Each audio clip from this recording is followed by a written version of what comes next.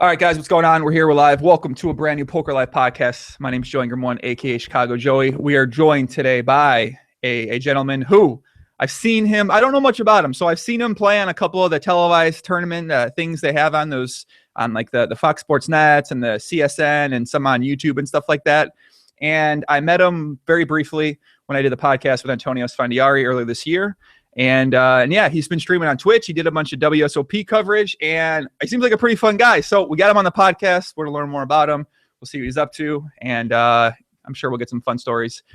Joined by Jeff Gross. What's up, Jeff? How's it going? How are you?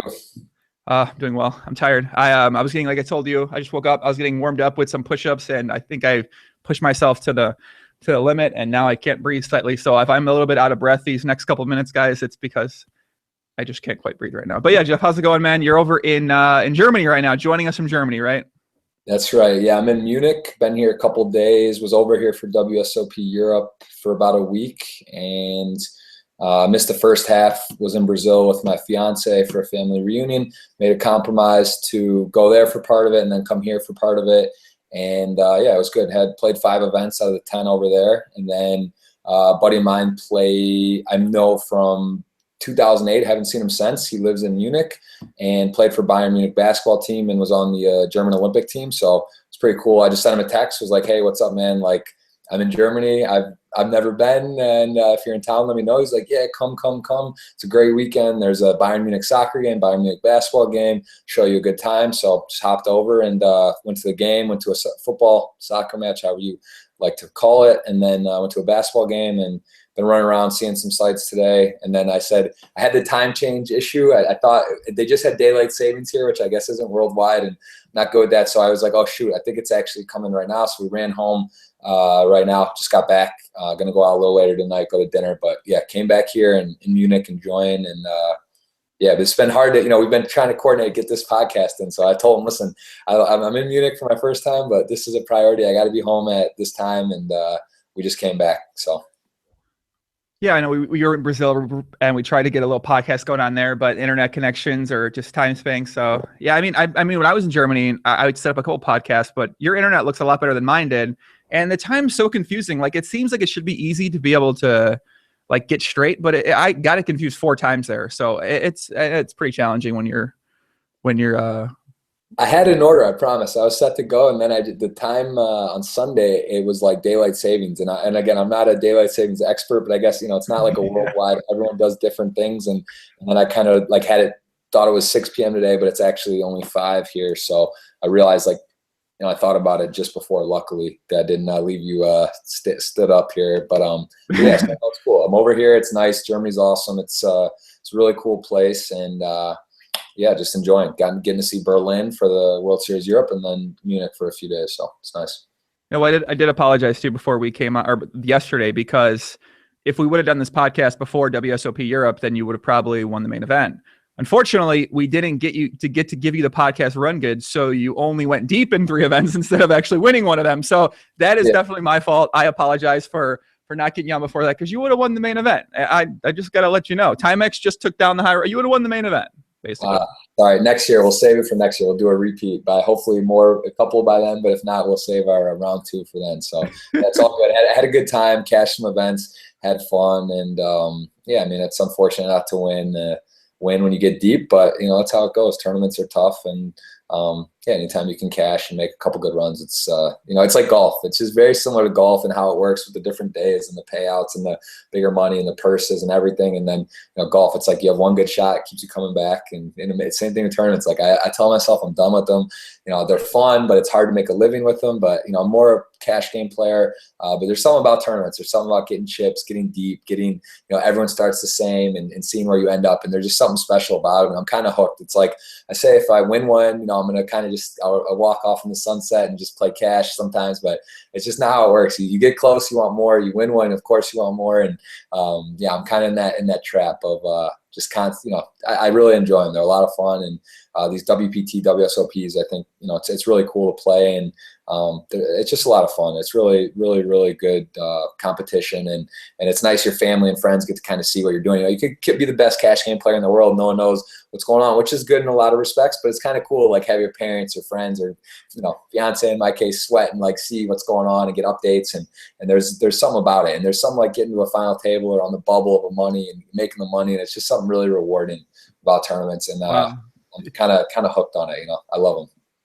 I'm going to delete that last statement out of my memory because this is what happens. So sometimes I have guys come on here. They start talking about tournaments. I'm like, oh my God, wow. He makes it sound like tournaments are great. I go play 2 tournaments. I'm like, I got to get the fuck out of here. I got to stop playing tournaments. Like I got to go. And it's funny how you mentioned about the family thing. Like you could be one of the best cash game players, have all your action, been winning for years, and no one knows anything. You go play a tournament, you have 10% of yourself, you final table, and all of a sudden, wow, man, hey, nephew Jeff's really good at poker. You see him on TV. Look. That guy, yeah, I told you it's worth it. Yeah, so it is funny. It's a very funny, interesting thing, and it's true, man. Like it's these people in these high rollers or these main events, and people have percents and swaps and this and that. But like at the end of the day, people it's interesting. Getting to see updates, sweats, and being in tournaments. There's something about it, and I think it's good to have a balance and play some of those. And I'm kind of really caught in the middle of being a cash game / tournament guy. Sort of do a little of both. So, I mean, I enjoy both a lot, and there's different pluses and minuses for both. But I think playing tournaments for a living is like, that's tough. And God bless those that do it. But, the variance, the swings, it's like you come down to a couple hands a year, they, flip or, 4-1 or a bad beat or a suck out can like make your year in certain spots within like couple tournaments. So I mean, granted, there's those guys that play. If you play tournaments all the time, every series you go to, and you play every event, like it's gonna, I think you'd have a better chance. But the guys that play like the World Series, play a couple WPTs, it's tough. I mean, the variance is a real thing, and it is tough to play tournaments for a living. And I would not recommend that really to anyone, to be honest. Well then, okay.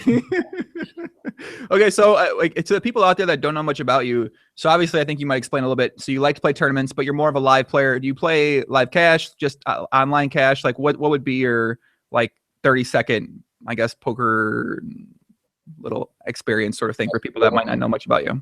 Nice feel for sure. So yeah, I am primarily a cash game player. I play once a week in Houston, play a pretty juicy game in Houston. It used to be twice a week. Now it's once a week, between once and twice a week. So basically anywhere in the world I am, if I'm free on a Wednesday, I will fly to Houston. As in, I'm flying from Munich direct to Houston tomorrow to play. And yeah, I play cash games primarily, but obviously I play the World Series. I play 6 weeks. I go out there every summer. I have a place in Vegas. That's where I guess technically home is. And I like tournaments, but yeah, cash games are sort of my thing. I prefer cash games, and play a little bit online, not as much as I used to, especially having to be out of the country for Poker Stars and living in the country. I don't play a ton on there, but when I'm out of the country, I will play on there. I'm set up to be on Stars, so yeah, I'd say I'm like 75% cash game, maybe 25% tournament player. And you said you're flying from Munich to Houston for this weekly game? That's right. That is correct. I'm trying to imagine being in this, like what this weekly game could possibly be like if you're flying from Munich to Houston for the game. Tell us a little bit more about the game. What's the game like? What do we? Tough game? A lot of regulars in the game? A lot of the world's best, or what? Who's in this game? Honestly, it's the greatest group of guys, nicest guys. A lot of doctors, lawyers. It's a fun game, and I've been playing for years. My buddy Bill Perkins got me in there a few years ago. He actually lives in St. Thomas, so he's not there as much. The game's varies. A convert range. The blinds anywhere from like 50, 100 to 2-4. But I mean, there's been the straddle on for let's see, 36, 72, whatever that is, 800, 16, 32, 64, like 12-8. I mean, there's been straddles of 12,800 before in the game at its peak. There's also, and it's like there's guys with like 20 grand in front of them with the 12,800 straddle on sometimes. So it can, that's happened. It just depends. It goes in waves, as any games do. So it's a pretty juicy game. Generally, I mean, you can win or lose 6 figures in a night. But it's generally starts with like a 5K buy-in, and this kind of escalates from there. But it's a good game, and it just, again, depends. But generally like 50, 100, 100, 200, and then the straddle gets going, and it's good. We'd spend some round of each. I know you're PLO guy, I believe. Yeah, mainly PLO. So yeah, we may have to do some lessons after that. I say I play PLO like average. I have a good poker feel, but I definitely am not super versed in that. And that's something they've been going to round of each more frequently there. So probably should brush up a little bit more on my PLO game, but it's still fun. And I think I do well against the field there. So yeah, it's mainly Hold'em, but sometimes PLO too. Well, how do you think the action is in that game? Like, do you find that the amateurs or businessman enjoy PLO, the great game of Pot Le Noir, 4 cards instead of 2, or do you feel like they prefer no limit in that situation? It went through a patch where it was starting to become a round of each, even to the point where it felt like it was going to kind of shift to just PLO. But now it's kind of gone back to only Hold'em this year. Since the World Series, it's been just Hold'em. There was like a 4-month period where it was a round of each, and even people complaining to just play PLO. But I don't know. I mean, you know how it is. PLO is a little more wild. Obviously, the equity pre-flop kind of is closer. A little more, I think, incentive to gamble. Guys can kind of feel less fishy, kind of like they're not really doing much. It's just a little more gambly. But yeah, it's more Hold'em in general, and I prefer Hold'em. But PLO is fun, and it's seems to be kind of the new generation, kind of shifting in general all over. It seems like PLO is becoming more popular. You see it in tournaments too as well, and yeah, I like PLO. I'm not an expert by any means.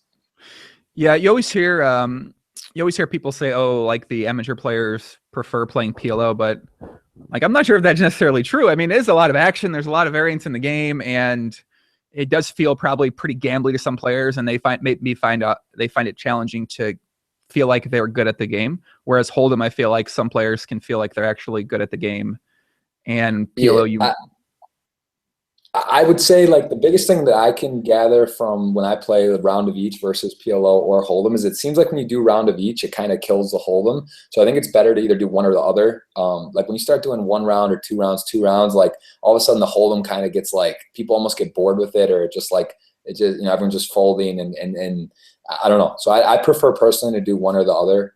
That's sort of my experience when I've done those kind of round of each games. I don't know how you feel about that. If maybe that makes sense, or if it's that makes a lot of sense. Yeah. So that's sort of how I feel about it. But I mean, I'm comfortable playing both. I think again, I could probably get much better at PLO. I've started to research it a little bit and look into it a little more, and kind of talk with like Rast and some of these guys that are more versed, and trying to pick up a couple tricks. But yeah, it's just like anything. Like on a Hold'em, I feel comfortable, right? If I have bottom 2 in a 5-way pot, whatever. When I'm like in a PLO hand, it's like I get it. It's all different, but it's like now I have bottom set 6-way, and you start like in Hold'em, it's like I'm just very comfortable knowing exactly where I'm at any time based on different dynamics. Whereas in PLO, I mean, I have an idea, but I'm just not. I think it's a lot of it's hand, a lot of volume, and just not quite having the experience to know exactly feel as comfortable with what's going on. But yeah, again, it's poker at its fundamental base, and yeah, just like anything, it takes time, and you got to put in the work to improve, and that's something I'm looking to do. So yeah, maybe you might be the guy. I need help. I don't know if you do. I think you do some lessons. I'm definitely looking for some PLO, some pointers in PLO. That's for sure. Well, I think you got some pretty great resources. I mean, I know you mentioned Brian Rast, and he's been. I remember when I don't think I talk about this often, but I played live poker, live PLO a few times, high stakes. And the one time I went to, I guess this is a short Brian Rast story. So when I went to Bobby's room for the first time to play PLO, and I went in there, like I'm coming from online, I'm on a big upswing. So I'm like, all right, let me go shot take this game. Let me just see what happens. And I go to the game, and Brian's like, yeah, dude, kid, buy-in's 40K here. I was like, because it was like a 100, 200, 200. It was something like that game. But I wanted to buy in 100 big blinds. He's like, no, it's 200 big blinds, man. And I was like, I'm like, okay. I'm like taking out chips. So I'm like, yeah, sure, okay. Like I was extremely nervous to play this like really high stakes PLO game for the first time, and he made me even more nervous to play the first time. So I was like, all right, whenever I go play live now, I'm gonna try to intimidate the young guys when they sit down fast and let them know. So. That was my first experience meeting Brian Rast. So he taught me something straight away. He's a beast, man. That's one of my closest friends, and he's obviously a great poker player. So yeah, I think that's the best way to learn poker in general, is talk hands and just kind of with your friends that know what they're doing in a given game. And then you sort of think like, oh, well, this is the right way to play a hand. But then you sort of get like a different perspective, and then you maybe incorporate a little different various parts of other people's games into your game. And I think that's the best way to get better. That's the number one way you can get better in any game is discuss hands with players that are maybe better than you, as good as you, or just have different kind of outlook philosophies on styles. And that to me is the most valuable way to get better in poker for sure. Yeah, you have a pretty good network of people that I guess are your pretty good friends, right? I mean, I saw you at Burning Man. I think I've read some things over the years, like what did someone say? Your professional best friend? Is that what the wording was? So I guess we can coin the PBF as Antonio and Matt Waxman originally came up with it. We were talking. Antonio actually famous for, he has a list of his top 25 friends, which sounds kind of shallow, but sort of. I mean, if you think about it, like in certain aspects it matters, right? If you got to do stuff or certain things, you have a wedding or something, like I don't know. Is it weird to rate your friends? I think in a way it's kind of strange, and I thought so for a while. I kind of gave into it. Just sort of like thinking, oh, why not? Like, it's interesting to have a list. And then Waxman was joking because he was saying I was, on so many people's top 5, if you will, or whatever. And he was like, you're a professional best friend because you have so many friends that like consider you a best friend. And I don't know, true or not. I mean, I think showing up is the biggest thing. And that's something I just kind of always have done. I just kind of be around, be available, be able to go wherever, whenever. Got engaged in the last couple months, which could knock my PBF score, if you will. Not being always, now I'm just not completely free to do whatever, whenever. Have someone to sort of, if you will, report to or just check in on and be involved with. So it is what it is. But PBF, that is a nickname. I'll take it. It's a nice. It feels like a compliment. I think it's sort of funny to be called that, but. Yeah, people do. I've said I'm a professional best friend, I guess.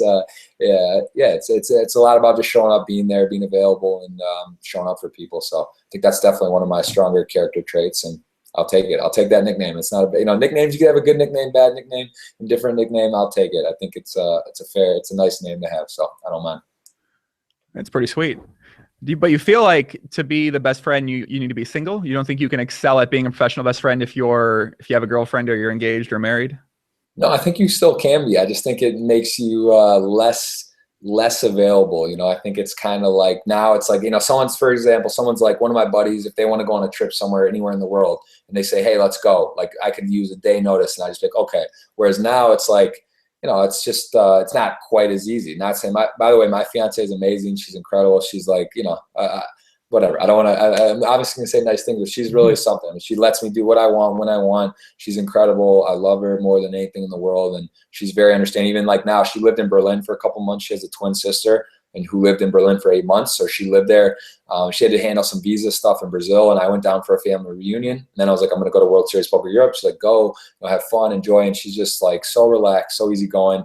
It is nice, but I'm just saying, how it is. I mean, it's different. If you have a relationship or not, or married or have a baby, for example, there's all different levels, but it's just not like now all of a sudden it's kind of like you have someone else that counts on you and is looking to that you're super involved with. And it's not just like, oh, well, okay, I'm going to go do this. I'm going to run to Europe for a week. I'm going to go to Russia. I'm going to go to, Tel Aviv for like a weekend, like with my buddy. Like now it's just sort of like, okay, well, there's checks and balances where it's just not like automatically doing whatever you want, whenever you want. You got to kind of, give and take. And so I'm not saying I'm not, I'm just saying it's just a little different. It just makes it not necessarily like it used to be in the, a couple of years ago. I was like 7 years single and now all of a sudden was dating, met her at Burning Man 1 year and about exactly a year. And then, just kind of knew and shut it down. So, and to be fair, most of my closest friends are either engaged and or have babies. 4 of my best friends had baby boys in January, which is sort of a wake up call too. And it's a little different too. It's I sort of feel less,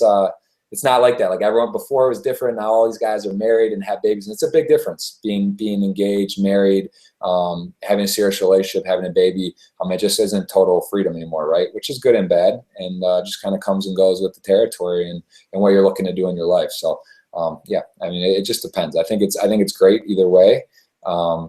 It's just different. It's a very different experience. That's for sure. How old are you now, Jeff? I just turned 29. 29. You're younger than me. What are you, 30? Yeah.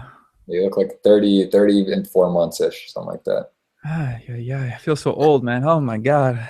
30 is the big one. 29 feels up there too, though. I'll be honest. Like this last birthday, I was actually at Burning Man when they hit, and I was like, wow. Like I was just thinking of some of my other birthdays, the 21st birthday, and than these other ones. And it's like, 30, it's definitely, it's a great age. It's just getting up there, still young, still in the prime, but it's definitely not being like 20. And seeing poker, especially a lot of guys and like they're 23, 24 and these young guys. And it's just like, I started wondering sometimes like, wow, is poker, I'm entrepreneurial at heart, and I got a lot of other stuff going on. And, with Twitch, I'm starting to get on that as well and looking to some revenue streams on there. But it's tough, man. Playing poker for a living, it's great, but it's just different. It's like, it's very unique. And it's been great, like being 20, 21, 23, 24, being on my own, just playing poker. It's different. Now it's like, okay, now you're like getting like 30 years old. It's like you start thinking about having a family, having someone else depend on, not depend on you, but support somebody, be with somebody, and then having kids too. It's different, right? Like I know for a fact I could play poker and do exactly what I'm doing my whole life, be completely happy, no stress. But then you start thinking about like, what does it take to put kids through college and schools and this and that and all that. And you start thinking like, wow, is poker what I want to do, or is that a viable option to do? And support and sort of have a family and go that whole route. And I think, again, you have to be active. You have to be doing other things than just playing. I mean, for the most part, right? You gotta be making money while you sleep. You gotta be investing. You gotta do things and have other ways than just purely based on poker. Like I think I'm gonna have a good year, but like it's mentally, it can be stressful to realize that, like, depending how you do, it's not like a set salary income. There's pluses and minuses again. But when you start talking about kids and a family, it's nice to have to kind of be insulated a little more than just based on how you're doing at the tables. And that's a little bit of a scary, or I shouldn't say scary, but something you just need to be aware of, I think. Do you think it has something to do also, because I sort of started feeling the same way maybe about a year ago too. Do you think it has something to do with, as we've been involved in the poker for so long, you sort of are like, I don't know, maybe you grow out of the motivation to have poker be your only source of income. Like, I guess it's like a natural progression as you get older. You're like, all right, like I've done well at poker, I've had success at poker, but now I would like to have success at something else as well too. Yeah, it's interesting. I mean, I've been even looking on GPI and Hendon Mob, and you start checking out guys. I mean, I was watching over in the World Series Europe. They had on Twitch the Euro kind of telecast going, and I would find myself kind of watching it or popping on, just sort of checking. And then I'd look at these guys at the final table and like see some known guys, some guys I didn't know, and seeing like interesting when they last played or what's going on.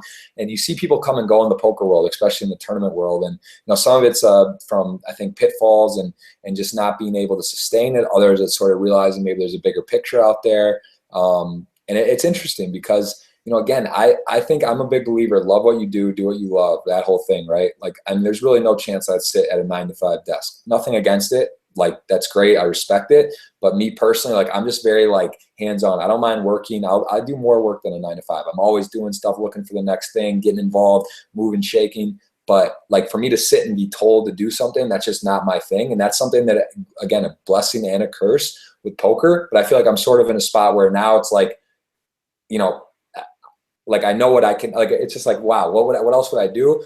But at the same time, you see guys like Elon Musk and these, Zuckerberg and people and these things, and like, is money the end of the world? No, but like, it's nice to be financially comfortable. And I see these guys building something, creating something, giving back, creating things. That's one of the biggest things in poker is like, it's a struggle. And like Igor and Liv and these guys with the Reg charity, which I'm involved with now, it's great. And it's sort of like kind of a thing, like, what are you actually giving back by playing poker? What are you contributing to the world? And that's one of the biggest sort of, I guess if you will, catch-22s, and it's sort of tough, right? Like, it's like, by me actually going insane and playing poker, it's a zero-sum game. What am I benefiting society or mankind? How am I making the world a better place by playing poker? And that's sort of a tough thing to come with. And again, I think for me, it's sort of like, all right, well, being able to have free time, have my own schedule, do my own thing. And then it's like, what am I doing with when I do have free time, what am I doing to be productive and give back?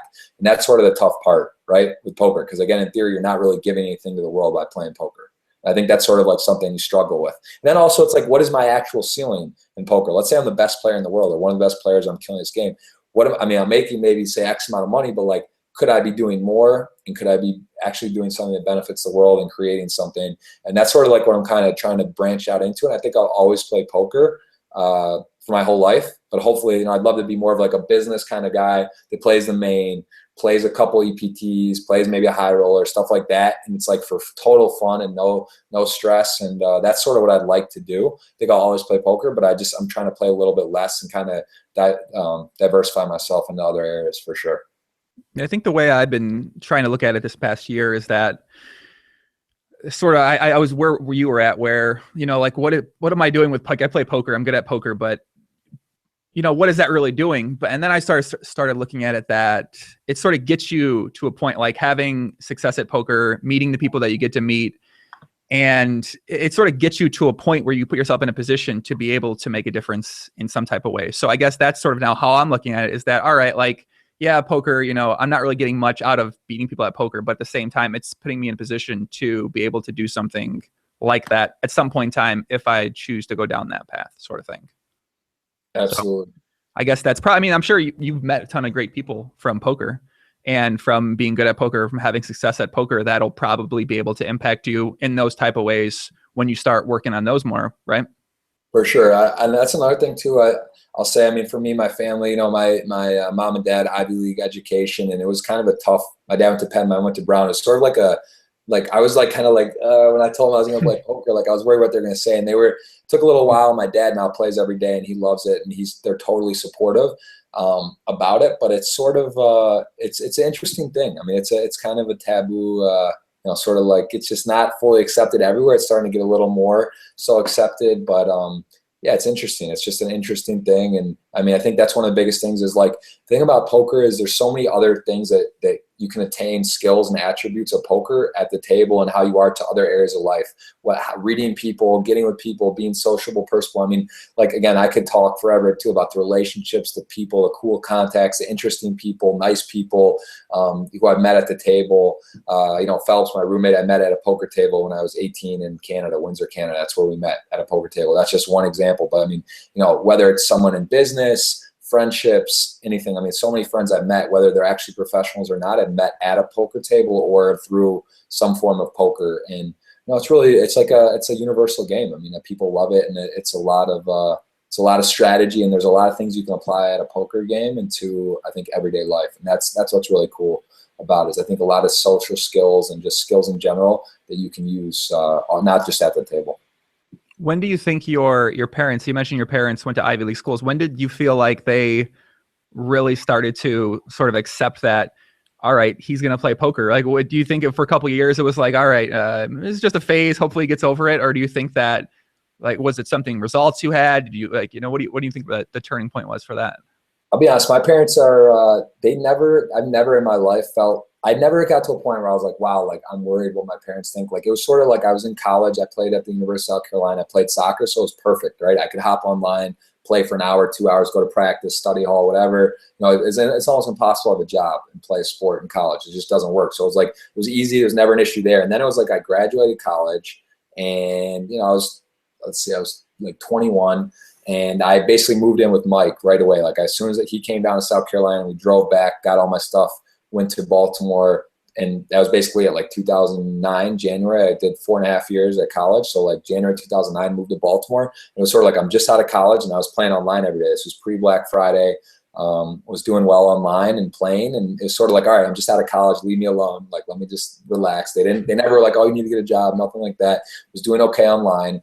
And then I think in the summer of 2009, I hit a 6-figure score at the World Series of Poker, a 1K event, like 3,000 people. I got 5th. And that was 109,000. And that was sort of like, okay, this will keep the lights on for a little bit. This was like, all right, now I can at least like hang out. Like, this is like not totally like I'm just surviving or whatever. And I've always off my parents from college. I was in affiliate programs with poker, on Party Poker. I was signing up any and everybody there, doing all right on my own. So once I kind of got off the tit, the parents, it was sort of like, okay, he's doing his own thing. It's okay. And then from there, I just sort of had a couple good scores, and was just never really looked back, to be honest. It was never like an issue. They never once said, hey, do you think you should get a job or this or that? And then my dad started realizing it was a game of skill, and he liked it and realized that I was doing okay for myself. And it was really never an issue. I think they kind of just saw I was self-sufficient, and they knew I was really happy, and that was the most important thing, which is cool because I've heard both stories. Like, I've heard the side where the parents are sort of like pressuring. I've heard where they're not pressuring. And I was definitely on the fortunate side that they were very, very accommodating, very relaxed, and never made me feel kind of like question what I was doing. So it was pretty good.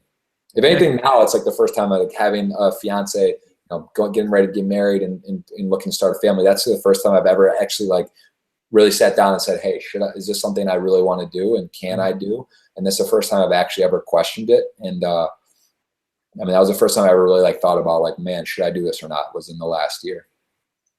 Yeah, it's interesting when you have something like a 6-figure score. It's a lot easier for your parents or your family to be like, oh, okay, cool. Like, all right, yeah, like poker seems really cool. Then, Poker's fun. Good for you. Yeah, good. So yeah, no, for sure. It was that definitely helped, and that was nice. And like I said, kept the lights on, and then kind of was able to go from there and have a couple other good scores, and start just being more steady and taking away some of the pressure. That took away some pressure for sure. So you mentioned your roommate was obviously like very professional athlete, famous person in the United States, Michael Phelps, who is, what is he, like a 100 million time Olympic gold medalist, something like that? How many? Yeah, he's got 18 gold. I think it's double the history of the 100+ year Olympic history. Nine gold medals is second place. He has 18, and he's doing one more Olympics in Rio, looks like here. So he hopes to add that tally. So I was just with him in Arizona for 4 days. He was engaged this year as well, and his coach took a job in Arizona. So I lived with him from 2009 to 2014 in Baltimore, and then he got engaged. I got engaged. I got a place in Vegas, and then he's moving to Arizona to do training with his coach who took a job there for this year up until the Olympics. So, I mean, I still see him, but it's like, I'm engaged, he's engaged, and he just sort of moved, and I playing in Houston a lot and traveling, so I don't see him as much as I used to, but we still talk all the time, almost every day, and keep in touch. And he's a big poker fan himself. He loves poker and play a lot of poker, and probably the best poker like athlete / like well-known personality, I would guess. And I hopefully once he's done with the Olympics, he can be more involved and do some of that stuff. With a site, I'm sure he'll sign with most likely, and you'll probably see him around because he really is a student of the game and loves it. And we've been playing. I've lived with him and he loves it. Been playing a long time. He's a good player, and yeah, I think it's good for poker anytime someone in that, athletic, you see like stars signing Neymar and Ronaldo and all these guys. I think it's like, it sheds good light, brings new players to the game, and kind of gives a good light on the game for sure when someone like that is involved. So yeah, it's good. I'm enjoying the chat. You're bringing out with the Bayern Munich hat right there. You're bringing out the Europeans in the YouTube chat today. They're getting all worked up here, man. I'm a soccer fan, man. Football, soccer, whatever you call it, whatever you are in the world, and played my whole life. And it was a treat to get to go to the game. Went to the practice facilities today, and I'm obviously one of the powerhouse clubs in the world. So yeah, I'm a supporter. I'm a fan, and I'm here. I'm right here in Munich as we speak. So absolutely, I'm a diehard fan. I will say it was pretty cool. Like, I've been to a few stadiums. I've been to Man United. I've been in Europe, and just like the Munich stadium is just, there's something about it. Like, it's very, very cool looking on the outside, and I mean, they're one of the powerhouse clubs in the world. So that was this has been a treat to be able to go check it out over here for sure. Dodgy, this is not a pre-recorded podcast. What are you talking about, dude? Come on. Josh on YouTube. What's up, Josh? Josh Beanstalk. How do you, I think I say Josh's last name right. He's a longtime poker player. He says, if Jeff could be 3 years younger again and plan ahead differently, what would he have done different? Or would he have done it different? Dodgy. Oh, sorry, I just hung up on the stream here. Yeah. So the question, if I was 3 years younger, what would I do different? If Jeff could be 3 years younger again and plan ahead differently, would he have done it differently? Honestly, there's not much I would do differently. I think, let me see, I'm trying to think. That's a great question. I'll say the one thing, I mean, if anything, I could maybe take in a few more shots. I'm pretty like bankroll management. I'm like almost to the extreme on that. I really don't take a ton of shots. I sell action. I swap pieces, and I've done it the right way. I was playing 25 cent 50 in college, and I've really never been a shot taker, and kind of just gone up slow and steady. So I don't know. There's really not a lot I would do different, to be honest. I think that's the most important thing. I see so many good players kind of they overdo it, and they take shots, and they put themselves in bad spots. So that's sort of that's the biggest thing. That's the biggest thing I would recommend, is just be bankroll management, be smart, take your time. If you do it for a living, just have a bankroll on the side, others set aside from living, and just take your time and playing good games, be game select, have good game selection, and do it the right way. That's the best advice I could give. So not much I would do different. If anything, I could maybe take a little more of a risk. And there's been good games that I've given up. I've given up a little bigger piece than maybe I should have, just being too risk adverse in those spots. But I mean, if anything, that's the best advice I could give is have good bankroll management, make good decisions, and take your time and don't force it. I think what you're going to find is that there's going to be a lot of ex-poker players who don't play poker professionally anymore that wish they played poker professionally, that took way too many shots too. And I think that's been the downfall of a lot of poker players I've known over the years, is that they're simply are shot take crazy, and a lot of them aren't playing poker anymore. So I sort of think the tighter is righter approach to shot taking is a pretty good one. No, that's the biggest thing, man. I'm telling you, that's one of the things it blows my mind. And I think that's part of too. A lot of times the guys that do shoot, you see them betting sports, casino games, all that, right? And it's easy, man. That's the thing. With poker, you can get in a lot of bad habits. There's a lot of available things that you can kind of fall into that are not so plus EV, if you will. And that's the biggest thing. I think keeping your head clear, keeping away from other stuff. I mean, you can be the best poker player in the world, but if you don't have bankroll management, if you don't have discipline, if you don't have good game selection, you have ego, I mean, you really don't have a chance. I mean, there's guys, again, I think I like my game. I think I'm a very good player. I think I'm constantly getting better, and I realize that I can always be getting better, and that's important. But again, it's like if you were to take like this guy, that guy, and give me all their attributes, I would lean towards someone that has better bankroll management, better discipline, and it has great game selection over someone that might be technically a better poker player. Because I think that's those are like the biggest factors that matter, and the longevity of the game. Those are the ones that are going to make it, as the ones that have good bankroll management, good discipline, good, workout, sleep well. I mean, I got guys, I got stories. We could talk for days about guys that just like, they don't sleep, they play all the time. They can't get outside. They don't exercise. And those guys, I mean, it doesn't matter how good you are. Like, you're going to burn yourself out. You're going to make bad decisions. You're going to just put yourself in a vicious cycle of not being able to succeed. So I think that's a tough part, man. The mental side of it, just like any sport you see, Phelps, Jordan, anyone in their respective sport, there's so much mental side, and poker is even more so a mental game than sports, like athletic sports. It's such a huge part of the game is the mental side, and being mentally strong, tough, knowing when to stop, when to press, when to pick up, when to book a win, knowing what's going on. And I mean, that stuff it's like you just have to learn. You can't really teach, and certain guys have it and some guys don't. And that to me is what dictates a really good player. You make it sound simple in a way, but it's very, very, very complicated and challenging for people to actually get to a point where. No, it's absolutely complex. Absolutely.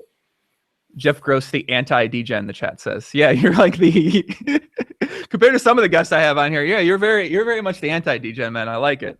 I will say this, man. I've put my time in. I've got my comps at different casinos. I've spun. Roulette was my game. People joke. A lot of my friends, they joke around that like in roulette, I was like I'm like at the table, people might know me more as tight, especially in tournaments, like on the more like conservative side. Like, I'm a guy that'll fold down 9, 10, 5, 7 blinds and play for hours. Like, I don't mind, like in the given situation and setting, like I can play a short stack as good as anyone. But like at the roulette table, I was a maniac for a while. I mean, I was firing. I'm actually lifetime winner in roulette. I can't say that about all the table games, but I got a little itch for that, but I've shut that down.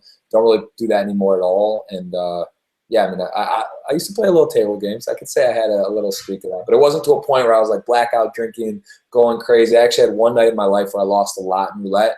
After I was up huge, I would take like 2,000 up to like 20 multiple times. And then in one night I got at the win, I lost a lot. And that was like, even though like I was still up from my peak that year, like that big loss in one night, that hit home pretty hard. And it's sort of shut that off for me, which I think was a good thing overall. But yeah, again, there's so many different pitfalls you can have: girls, drugs, whatever it might be, drinking. There's a lot of things that go along with being in casinos and playing cards, and it's not easy to stay even keel for sure. There's a lot of pitfalls you can fall into. I'm scared to ask this question because I know some people watching this are gonna listen to you. But I just want to know, what the hell is your roulette strategy? Like how, and I'm scared because guys out there, before he says what it is, please don't go fucking do this. Please do not go do this, because just please don't. But please tell me your roulette strategy, because I'm curious. Like, how do you become a winning roulette player? Like what? If you know anybody that comes on your podcast and it somehow comes up, and like if you think maybe we know each other, I will say, ask them about me and roulette. I'm like famous. That's like my game. Like they call me smash and cover. That was my big thing. I promise you, no one has more fun at table games. Like Antonio, right? Esfandiari, he won't play table games. He says I'm the favorite person in the world in the history of his life to gamble with. No one has more fun than me. Like when I get going, I mean, I'll go. I smash. Like I had a Jordan Christmas. I had all the numbers, the 8, the Ocho, 19, 21, all the best years of your life. I would hit these numbers and then smash and cover. So I bet like, say $1,000, if it was like 1,000 a spin, I would have like 30 on like a ton of numbers, right? So that would pay 35 to 1 on 30, make a slight profit. Then I'd have like the 23, 25, 8, 19. I'd have the big bets on. So when it hits, you hit huge. So I bet a lot. I was more like covering a lot of numbers to break ish even, and then I'd have my big hits. But I've made many friends at a roulette table, and I had guys at one point, Kyle Julius, K Jules. People by action, Gavin Smith. They give me money and they go away. Like they'd see me in like Bahamas or Borgata. They give me like $2,000. They'd be like, I want 10%. Just tell me how we do. And they come back and I give them like 7x. Like I just be like, you're welcome and stuff. So that was sort of like that was my thing for a while. That would be like if I wasn't playing, that's my entertainment. And I had it down to a system where I was getting even still I get like 5 nights free at the Cove every year at the Atlantis. This is from like 8 years ago gambling. I don't even gamble anymore. But like I've paid I get comps because they've seen me get a little crazy there. But again, I'm a winning lifetime roulette player, I promise. And kind of retired, semi-retired. But people, you want to buy markup of me in roulette, we can talk business.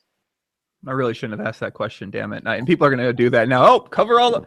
Hold on, let me rewind this. Cover all the numbers. Okay, like they're going to start writing this down because it sounds like a pretty viable strategy. Like I want to go try it now. I never play table games. Like I'm ready to go to the Horseshoe here and go play roulette now and cover all the numbers and smash and cover. I don't recommend it. You got to really be in touch with the wheel to do that. But I'm retired, and I think they've. I was at one point worried I was going to get banned, like the movie 21 for roulette.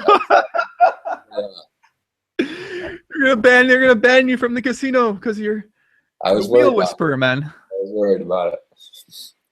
That's awesome. That's pretty fun. I mean, I got to put on. I usually have like a podcast bucket list of goals. Like when I talk with a guest and they say something cool, one of the new goals is to play roulette with you sometime. So I just got to see this in action for myself.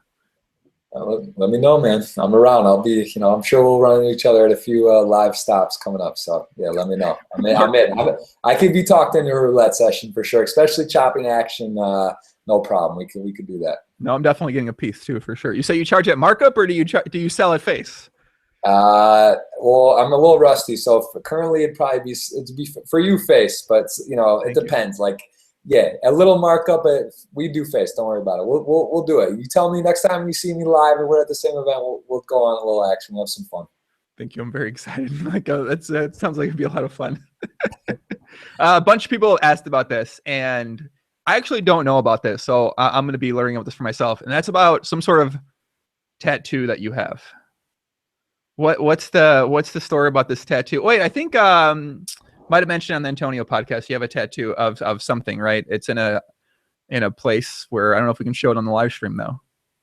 It's not going to get shown on live stream, because I actually charge per look. People come up to me still, and I pay, $5 a look, unless family and friends, I give a free look. But it's on the internet. Bilzerian posted it on his Instagram a while back. If you're really interested, you could check it out on there. He put the price, what it was. I'm not going to verify or deny. I'll say it was 6 figures. I was in Amsterdam with a buddy, and I do have a tattoo that is 6 figures, and it's on my back. So, I mean, there's pictures of it out there. I'm not gonna flash it on here, but yeah, I did get a tattoo. It was a bet. It was 6 figures, and I can confirm that. That's what I'll say. So I did get a tattoo for 6 figures. Yes. Yeah, it was in Amsterdam. I'll say this. It was a quarter the size of an iPhone 5 at the time, so not that crazy. It was on the lower back. It's like right above the neck here, but you can't see with the shirt on. And it was a blank tattoo. That's the misconception. There's 2 things that people need to understand. One, I didn't know what I was getting, so that was part of the deal. But it couldn't have been like a private part or a swastika, right? So that was like that was important. But I knew it was going to be like a heart Fred or a rainbow or a fairy or something that you wouldn't. I mean, he's not going to give me like a Michigan Wolverine tattoo because of where I'm from. It was going to be something that I didn't want or that I wasn't looking forward to having on there. Yeah, that happened. It was live. We were in Amsterdam having a few cocktails. Next thing you know, I was like, have you ever had a tattoo? I said, no. How much you have to be paid? Kept getting bothered about it. Finally, I just blurted out a number. And then he said booked, and it was that. And actually, I could have got his company's logo, but it would have been like that big, right? Because like they couldn't do it on this size. So like it was either get like, so he said, all right, you have to get this. I'll say it was a rainbow Easter egg tattoo. And it was either that or get like a big company logo. And there's stipulations to get it removed when I make a certain amount over what I got paid for it. Because he buys pieces of me in cash games and high rollers. So it's not like it's a for life tattoo, but yeah, I do have a tattoo, and it's it's a little it's an Easter egg, and it's got different colors on it. So it's a little bit not ideal, but it's all good. Luckily, God bless, my fiance didn't mind, and all it's worked out. So. Let me get this straight. So let me set the scene for myself here. So we're sitting in Amsterdam, right? There is a group of people, drinks are being consumed, maybe more, who knows? And then the subject turns to tattoos, and the subject then turns to, you don't have a tattoo. How much would it cost for you to get a tattoo? And then 6 figures is the number that's said for this tattoo. And someone's like, yeah, I'll pay you that if I can put any tattoo I want on you. Yes, literally it was like, but it came to a point where I know the guy, Bill Perkins, he's a little wild. Like, so I was very nervous because I had never had a tattoo. By the way, it's all relevant, right? It's like, do you have $100 million? Do you have $100? Do you have 10,000? Like, it's just so funny. It's one of the favorite games. Like, people love this story. Even here in Munich, my buddy plays basketball. I played for Germany, and I love. They ask the story. I'm like, how much would you do this and this? And they're like, oh, 25,000 or 10,000 or 5,000. And I just feel better about it when I hear people say a much lower number. But it's all relative. It's proportional. How old are you? How much money do you have? Do you have tattoos? Now, if you have 5 tattoos and you want to get a tattoo, probably wouldn't be much money, right? Now, if you don't have a tattoo and it's against your religion and this and that, and there's just so many factors. So look, I was 26 years old. It was 6 figures. I said a number that I was comfortable with, that if he said yes, which I didn't think he would, I said a high enough number that I was like, no way someone would do this. But at the same time, I know he's a little crazy, so I wanted to tax him. And but granted how fast he said book it, maybe I could have got more, but it was like snapped. It was literally like, I said that, blurted this number. He was like, booked. I was like, what? And then the next day I went and got it. And then when it was like, they couldn't do what he was going to do because he could have wrote it for a tax write-off because it was like his company's logo. I had to make a decision. Do I want this, X or Y? X is this small, but it's going to kind of be a little dicey. Or do I take like a big old tattoo that like is all over my back? And under the interpretation that I'd get it removed eventually, I thought the smaller the better. And again, I forget I have it, various times when you do a high profile interview with Joe Ingram or someone talks about it, then it's, you remember it. But like most days, I don't even know I have it. I forget about it when I'm at the beach or when I'm going for a jog in, Hyde Park, and you got to be a little worried what's going on or maybe get hit on. That's the downfall. It's other than that, it's not the end of the world. So it is what it is. I'm happy about it. I live with my decision. And for the record, I'm a huge, I'm a person of the world, gay pride, good luck, love everybody, no problem. I don't feel embarrassed or upset about it, and it is what it is, and it's a great story. It's a great icebreaker, and I can't tell you how many times people hear about it, want to know about it, ask about it, and it is a great story. It's a good piece. I think it's cool. I don't even know if I'll get it removed. Once I'm able to get it removed, I may cover it. I may black it out, put the piece, infinity sign or something. I might leave it. I might get it removed. I'm not sure yet. At this point, I got the girl of my dreams. I'm happy, and she doesn't mind, and it is what it is. I heard it hurts a lot to get a tattoo removed too, so I don't know. I might just leave it. Well, if anyone's interested in paying me 6 figures to get a tattoo, please let me know. Please get in touch. I'm gonna have to try that. I'm gonna start trying this in the future. Yeah, I'll get a tattoo for 6 figures. Sure. You never know, man. It can come up. Things can happen. I think again, it's all situational, but for me, it's a no-brainer. It was just I had to do it. I don't know. I don't really have any regrets about it, to be honest. James Garcia says it's a rainbow, not that bad, kind of sexy. So there you go. He enjoys it, so it looks like people enjoy the tattoo. $100K for a dick on your forehead. That's tough. I don't know. That's probably not going to fly. I don't think so. I know my friend Zach wanted me to talk to you about Burning Man. Obviously, you're someone that's been to Burning Man a few times, or how many times have you been there? Yeah, twice now. So I went last year and was amazing. That's actually where I met my fiance, who was her first time. She's Brazilian, and I met her.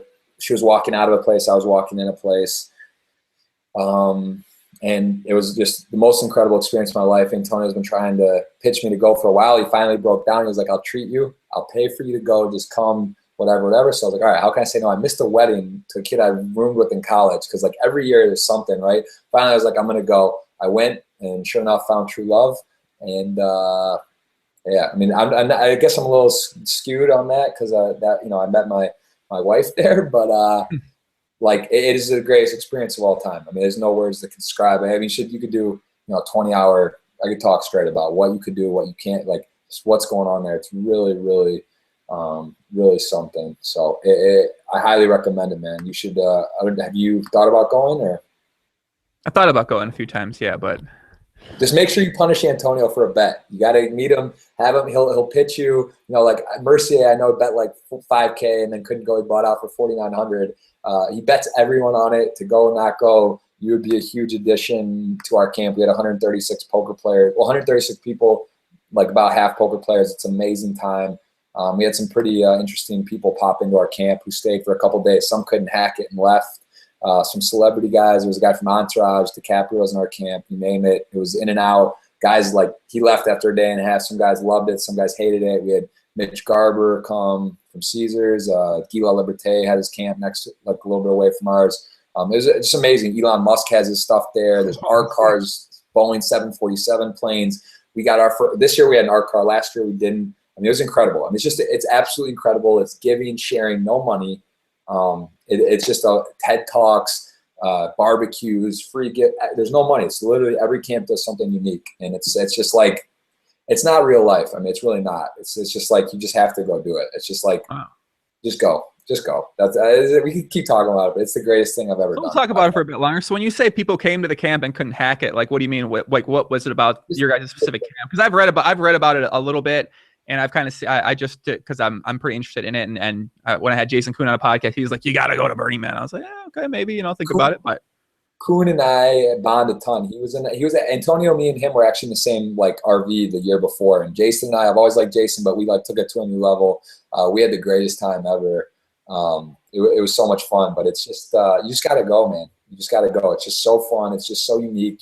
The whole experience, every single thing, like the lights, the pictures. If you guys do yourself a favor, go to Google Images Burning Man. It's really, really incredible. Like it's just like you'll see it. It'll blow your mind.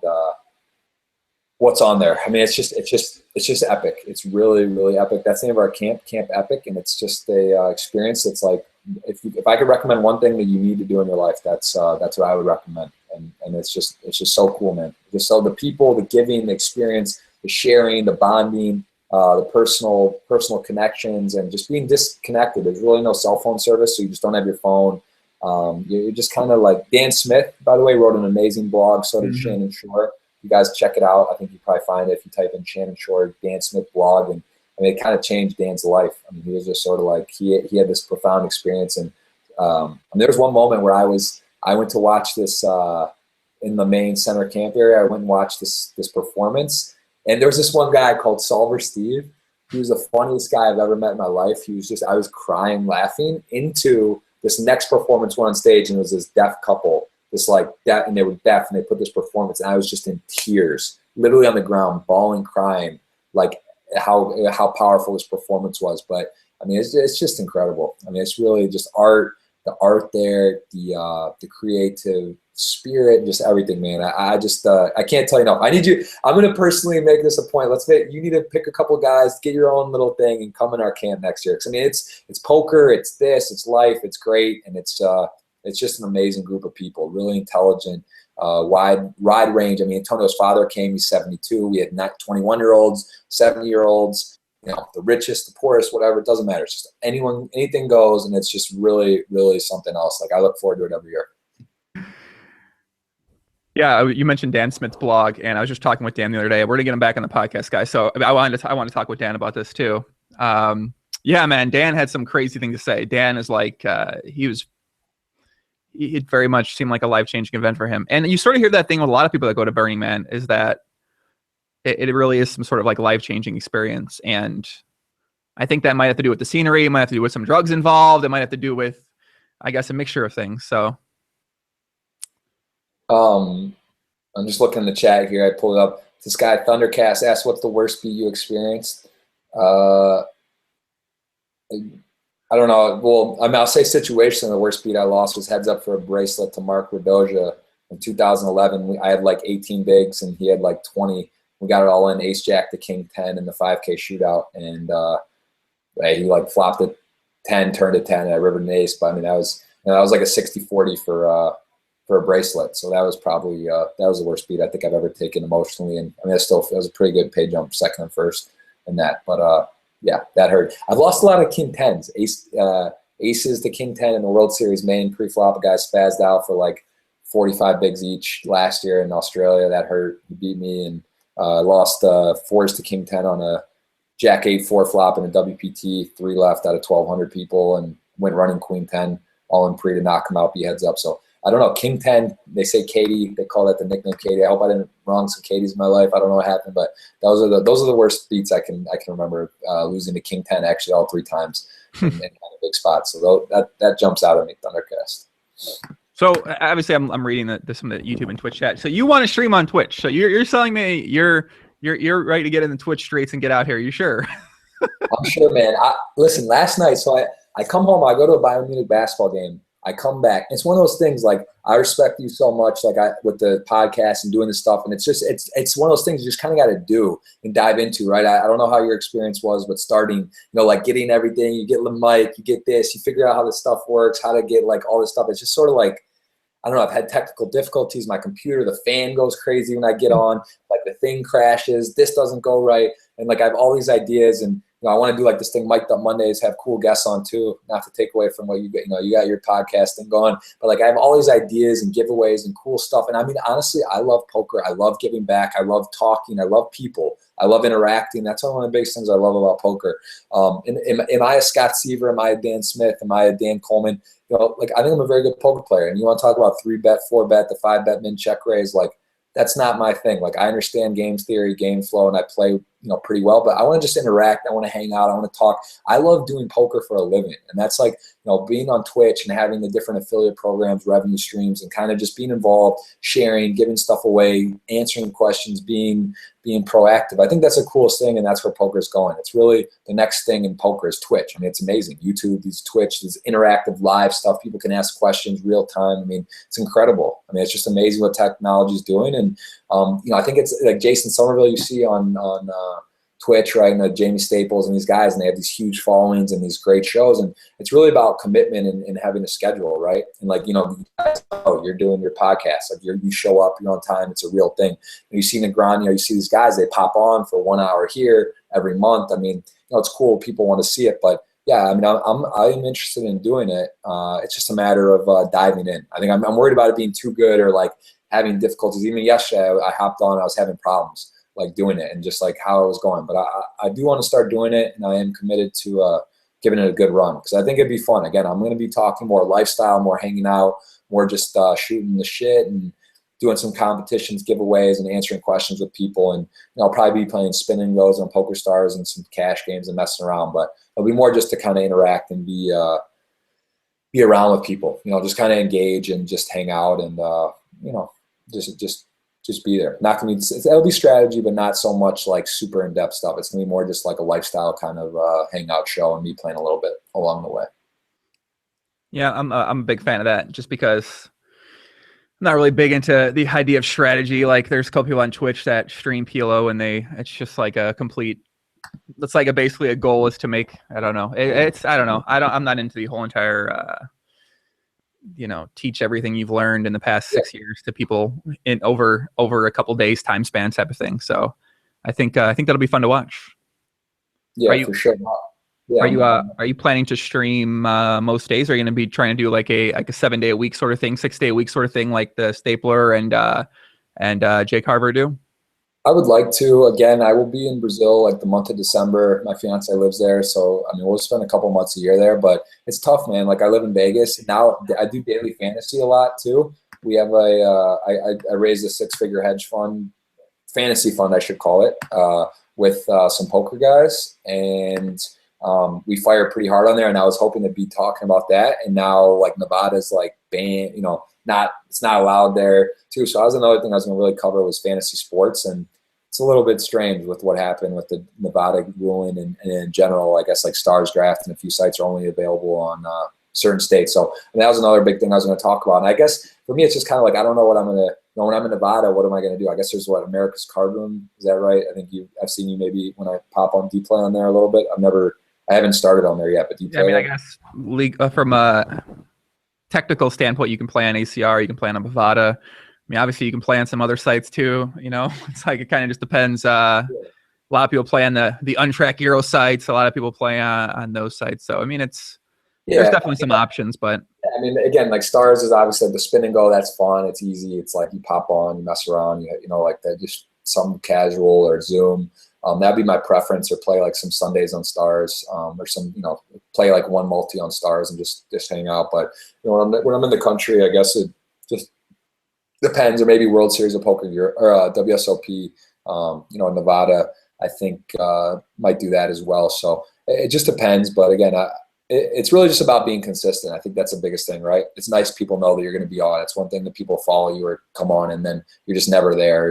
You're sporadic. So yeah, I plan to be more regular and kind of get more comfortable with doing it on the road. Even if it's popping in for 30 minutes, an hour, if I'm at the airport or something or somewhere, and I can just hop on and mess around for a little and chat. I think that's my plan. So I am committed to doing that, and I think getting ready. I'm probably going to put in a real session. I have a 9 a.m. flight to Houston tomorrow, so my goal would be tonight. I think we're going to go out here to dinner after we're done here, and then when I come home, I'm just going to do a Twitch session until I basically go to the airport at like 6 in the morning. I leave to go to the airport, so that's my plan. Going to put like a real Twitch session on Stars, do some spin and goes, maybe a tournament or two, and try it out. But it's just a matter of getting organized and the feeling of it. I'm just not quite comfortable yet on all my stuff and how it works and the OBS and this and get it on and how do you do everything. Like I'm just like really learning, and I definitely have some more work to do, but I think once I get more comfortable, it'll be a lot easier for me to just kind of sporadically hop on every day and do it. So yeah. What are you more Twitch or on YouTube or both? Or I've seen you on the podcast. I mean, I guess it's sort of both-ish now. Or? Yeah, well, I mean, I like YouTube. YouTube's my place, but Twitch, there's a really big audience on Twitch, so it's sort of like everyone's sort of streaming their stuff on Twitch now too. So it just seems like the logical thing to do. But if you need help with OBS, let me know. I mean, it's really like, I know what you mean when you first start off with it. It's super, you're just like, fuck man, what are these numbers? What am I supposed to put here? Like, what am I supposed to click? Like, people stream on delay, and then you're like, you got to move to the nearest thing, and then it disconnects, and then it's like you're on delay, and are you on? And I mean, yesterday I had sort of a disaster. It was just like, and then my computer like froze up, overheated. Like I thought it might blow up.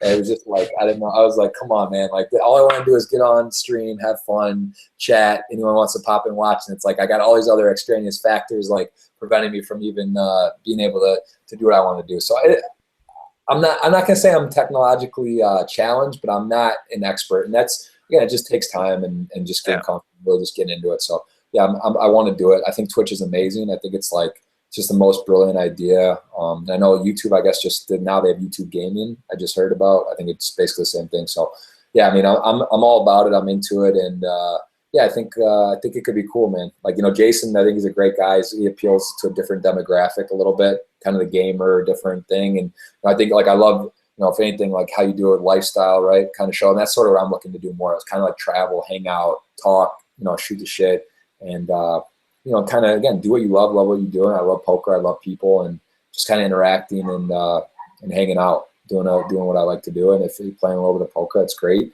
And people can watch and ask questions and be involved. That's really what I want to do. What's your poker star screen name? You mentioned playing Stars a few times. Yeah, Kid Who Won is my screen name. KIDWHOWON.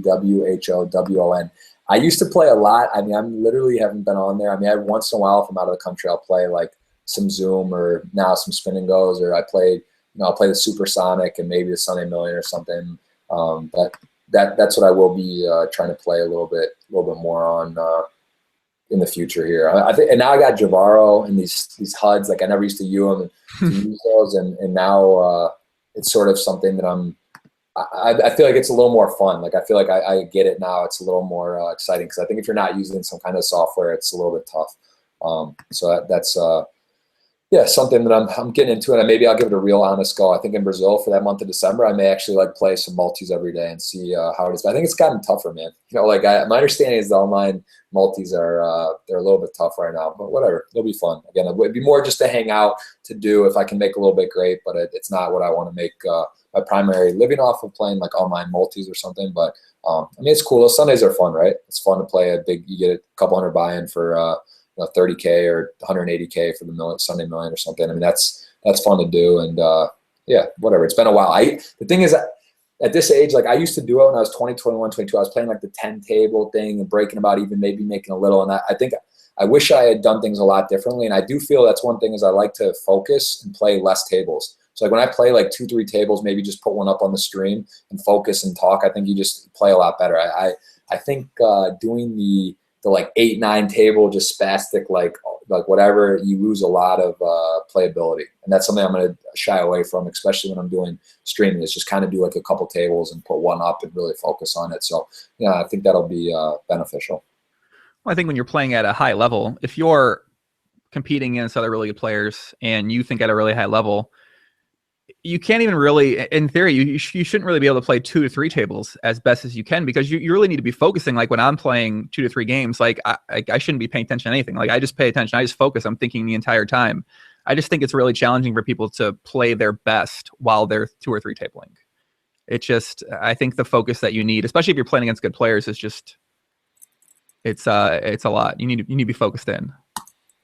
So I agree. And it's funny because I hadn't played online in like over a year, and I got on to play the 5K W Coupe, right? I had a wedding, McLean Carr and Tatiana, got married in Fort Wayne, Indiana. So like I went there Saturday, and then Sunday dropped my fiance off to go back to Vegas because she didn't have a Canadian, couldn't get into Canada. I dropped her off in Detroit, drove over the border to go. I went over and played the 5K, played like all this other stuff. And I was thinking in my head, I was like, I'm going to play the 5K, just play one table. It's a huge tournament for online. And I was like, I'm just going to do this, and great. And then sure enough, here I am, I'm on, I get in the 5K, and then like, I'm like, oh, the 100, wow, this is a 100K prize pool, $100 buy-in. Wow, the 55 bigger tournament. Wow, it's 160 prize. I was in like 9 tables all of a sudden. I was just like, bam, bam, bam. And I had the worst Sunday ever. And I was just like, I was taking bad beat here, maybe a bad play there, losing flips. And I was just like, oh my God. I was like, this is online. I was like, what? I just was like, I literally was like on tilt. I was just like, I'm on tilt. And then I looked at myself like, wow, you just, I got too excited. I hadn't played in so long. I wanted to be in like my reason now was like, I'm going to get a stack in 1 or 2 tables and flame out of others. And I flamed out of everything. And it was just torture. And I was like, wow, why didn't I just play the 5K? It's a huge tournament. Focus, play perfect, play great, do well. And, whatever. Just didn't go well. And I just, it's hard though. It's really hard when you're there and you're like online and you're spending your day and you're, it's a problem. You play live 1Ks, 2Ks, 5Ks, 10Ks, like real live tournaments or World Series events, right? If you're playing a tournament live, or even you're at the Chicago circuit in the 1650 or the PLO tournament, right? It's one tournament's live. It's great. But now all of a sudden you're talking about playing $100 buy-ins, $500 buy-ins online. It's sort of like, wow, am I going to get my whole day to play like one tournament? And yes or no, maybe is right, or maybe even like you just do 4, right? 4 is fine, and then like at a time you can focus, you get out of 1 or 2, and then you're at the 2 and you go stack. But like once you get in that like 9, 10, 6, 12 range, it's just like, it's just too chaotic. It's too much. And some guys can do it, and God bless some of the Mormons, the G Burrows, and I forget, USC Full, these guys back in the day, these wizards. But I'm just not, that's not me. I'm not cut out for that. I don't have that skill set to play correctly on like 12 tables.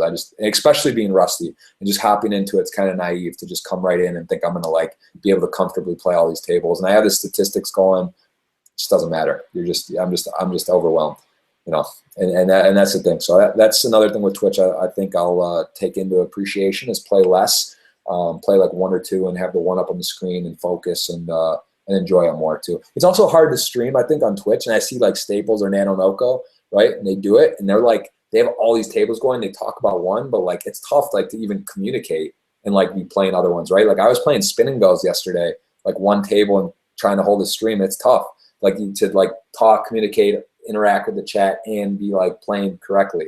For sure. I mean, I don't think you play your best. I think a lot of new players start off streaming on Twitch, and like I just don't think they learn a lot, really, honestly, because they're so focused on the chat. It's just so hard to really get better at poker when you're reading this chat right here instead of thinking about what the players are doing right here, thinking about what you're doing at the game.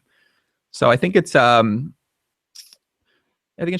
I mean, I don't think you can play your best. I don't think you can play your A game really while streaming on Twitch at the same time, but I'm sure some people might. Yeah, and that's I think it's something that you really just have to get. It also comes with practice too, playing and being comfortable doing both. And that's something I see Jay Carver and these guys, they're just really comfortable and they get kind of a good rhythm down. And that's something that comes with time. But for sure, I think that's the key. Do like 1-2 tables and just really focus and also engage with the chat. And that's what I want to do. Yeah, I feel like after you do it for a bit, like you probably have high expectations for the quality of performance that you do on Twitch. Like you want to be communicating with the audience, you want to be playing well. And I think over time you'll pick it up pretty easily. It's just sort of like playing hands. You just got to get in the streets and get used to it. So yeah, I can tell you're distracted by a chat. See, I can tell. I know. I keep going back and forth. That's something I've been working on. It's something I really need to get better at too. I'm like a multitasker, and I just find myself in life too. Like I just taking too much stuff. Like I want to do this and I'm working on that and I like kind of get everything going. But I think it's just so much more effective to like focus at one thing at hand. It's so much easier said than done. But I mean, if I'm a guy, I walk on, I got fantasy going, I got all these windows open, I'm looking at this, I get an email, I text that, I set this. It's just so much better to be focused and do one thing well and just kind of have a list and move on. But I don't know. At time, I love action. I love being in the mix of things, and I kind of maybe spread myself too thin sometimes on different various projects. But I don't know. I mean, I like your passion for the ideas you have, but that does kind of what it seems like it because earlier we talked about you really want to get something else going, entrepreneurship and set up some sort of business. Then we mentioned going into Twitch. Obviously, there's revenue streams on Twitch. There's establishing a brand for yourself on Twitch and stuff like that. So it seems like you got a lot of ideas for things you want to do, and now it's sort of like narrowing it down to attack one. But I don't know. Do you think you can just attack one or two, or do you think it's something that you sort of it's going to be hard to narrow it down? You're working on the DFS stuff too, and you're going to be traveling so much. It just seems like you got a lot to do. It's a lot, and it's good. It's good to stay busy. I believe in that, but I think it's really a matter. Cell phone's such a distraction too, and I go back and forth this with my fiance, and even like waking up, having a routine, getting out of bed, don't check the phone. Eat your breakfast, work out, do your thing. I think it's important to put your phone away for like 2-3 hours a day. Even though I'm trying to learn Portuguese, and my fiance's parents don't speak English really well. Like her mom speaks a tiny, her dad really none. And I also would like to learn in general. I'm lucky she speaks fluent English. She's 95+%. Like I love it. I love the few little words she gets wrong, but it's great. So it's not like I need to like Rast didn't speak a word of Portuguese and his wife didn't speak a word of English, and they met in Brazil and then kind of like Skyped and like just merged into like it was great. But like for me, I don't have that like I need to learn it, but I want to and I'm committed to it.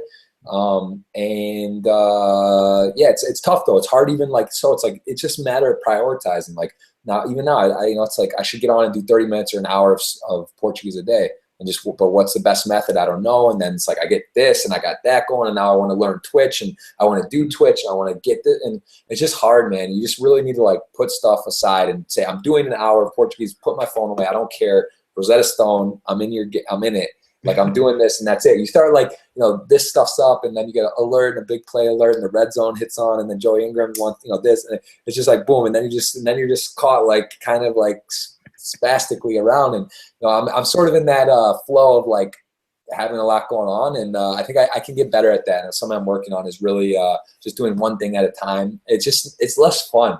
Even in school, I was a good student, but I would wait the last night, study, cram. I would, I just sort of like something about procrastinating. I think it's a very common thing. And I was listening to one of these motivational videos, which I really enjoy. And it was sort of like talking about saying like the easiest thing in the world is to be distracted.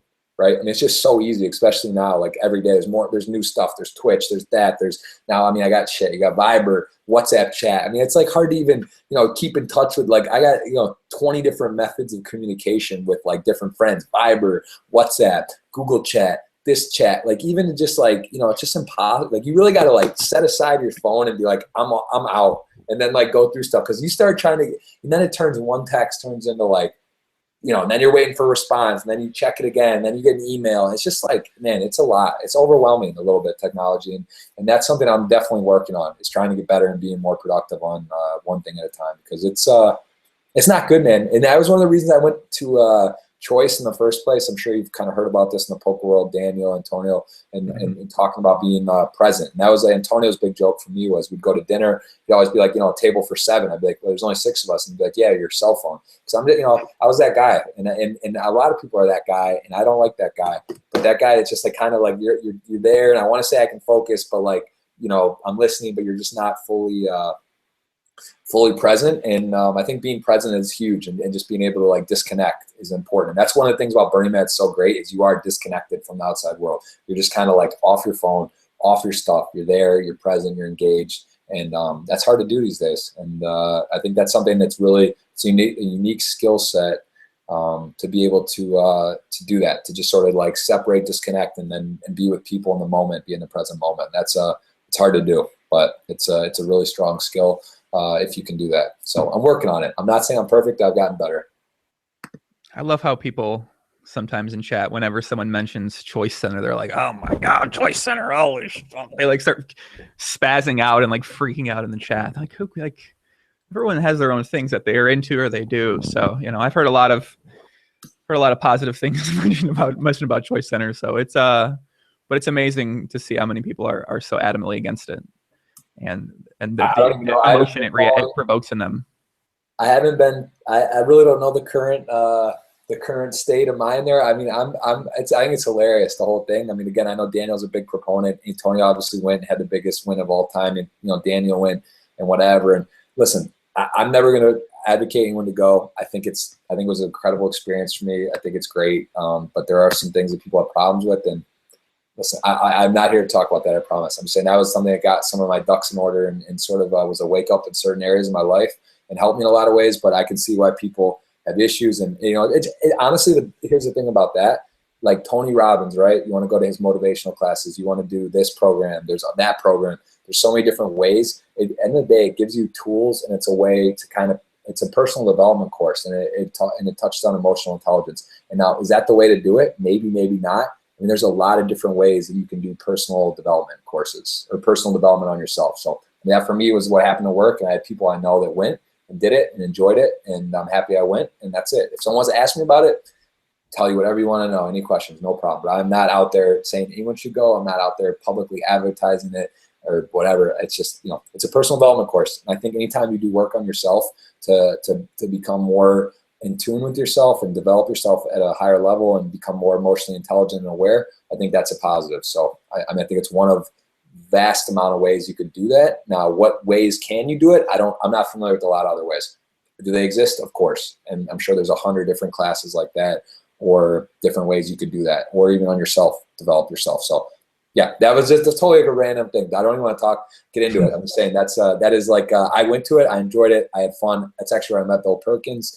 We hit it off, became super, super, super close, and I've had some great relationships from there. And I know there's a lot of different types of those classes around the world, or in the country. There are different names even. They're a similar kind of work. So it's interesting. I mean, I think it's interesting, and I just think anytime you can do that, it's good to work on yourself and to try to become more. It's hard to get feedback, right? Like I could tell you, I love your hair, or I think you're a good guy, or this and that. You have great hair, by the way.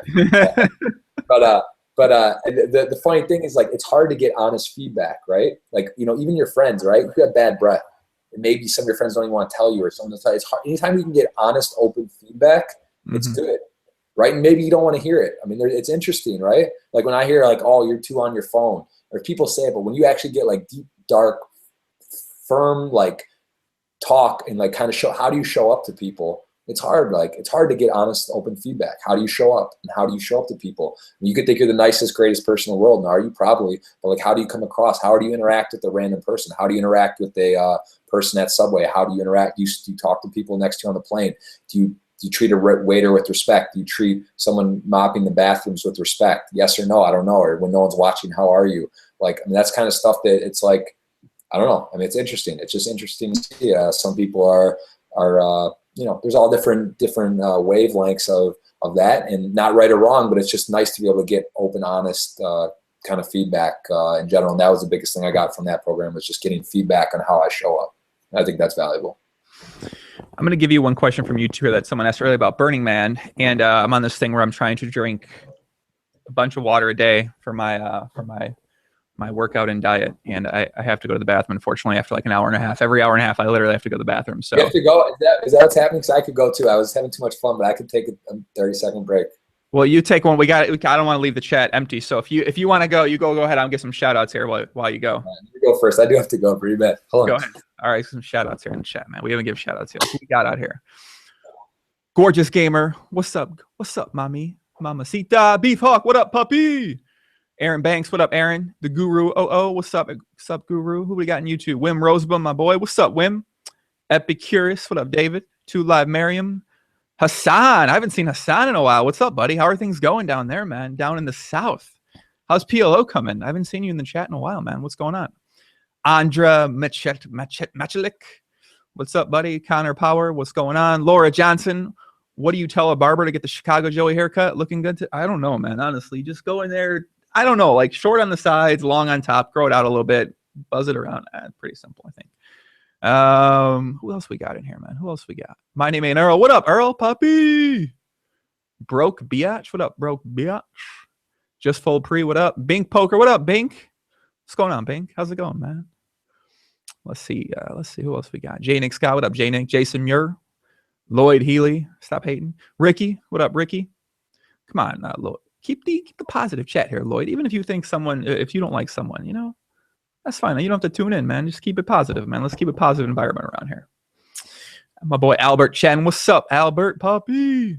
Alex PKR. What up, Alex? Mateo. Hi from Spain. What's going on, Mateo? Balky. What up, buddy? Let's see. Jay. Can you get Mike McDonald on, please? That's a timeout. I just had Mike McDonald on literally very recently. Dumb Button says, you're looking solid today, Joey. I guess that's a compliment. Thank you, sir. It's better than looking like shit, I suppose. Thank you, puppy. Jackson Leinert, can we get a dick off? Not gonna be able to do it. My boy Bruno, what's up, Bruno, puppy? Bokes, what up, Bokes? Good to see you. What up? Good to see you. Where's Darth Vader? Darth Vader's in the kitchen right now. Limper, Papacita, what up, puppy? This is the longest bathroom shout out I've ever had to do now. Oregano, what up, Oregano? Weedamins, what up, Weedamins? Let's see. Thundercast, what up, Thunder? Got Cakes 88. Jacob. Gorgeous Gamer. Papacita. Eric Wilson, you've been playing much lately? I have been playing much poker. Very big upswing. One time. No, yeah, it's going well. Refocused on playing. James, what's up, my boy? James, what up, man? James, shouldn't you be working right now? It's 12:30 p.m. Shouldn't you be in the office? All right, you back? Whew, thank God. I got to go to the bathroom here. That was a serious one right there. I needed that. I know. That was like most shout out break I've ever given. Marco, puppy. All right, I'm gonna give you a question, and it's about Burning Man, and then we'll go to the bathroom here. Where'd it go? It's by Jesus. Aaron Banks asked if I smoked weed. I have in my life. I do not, but I've tried it, yes. All right, here's the one from Vijocic. Me and my buddy want to go to Burning Man next year. Is it already time to get tickets? I think GTO would be to rather hang out. with Antonio at PC and let him invite us to the super group. There you go. Okay, so that's kind of a short question, but all right, I'll be back in a second.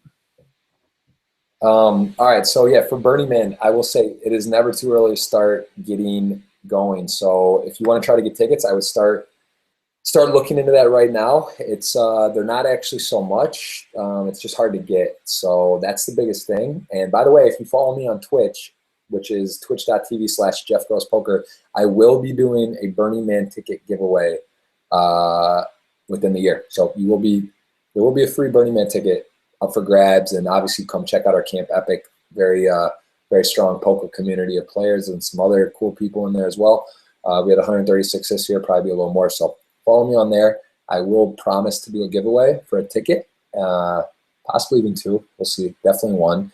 And yeah, there you can kind of get on the Burning Man chat and check out, Google it, go to the website and be active on the ticket. They do giveaway competitions / spots that you can bid to win to enter in raffles. So yeah, you should start getting on it as soon as possible. It's never too early to do that. And I would suggest being on top of it, staying ahead of the game, because it is capped and tickets can be an issue.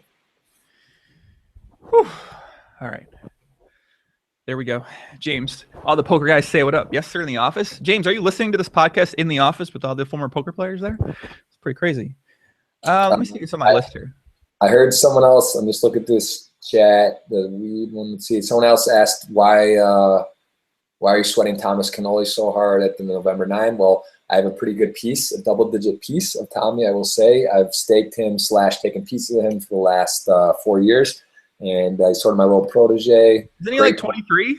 Yeah, he's 23.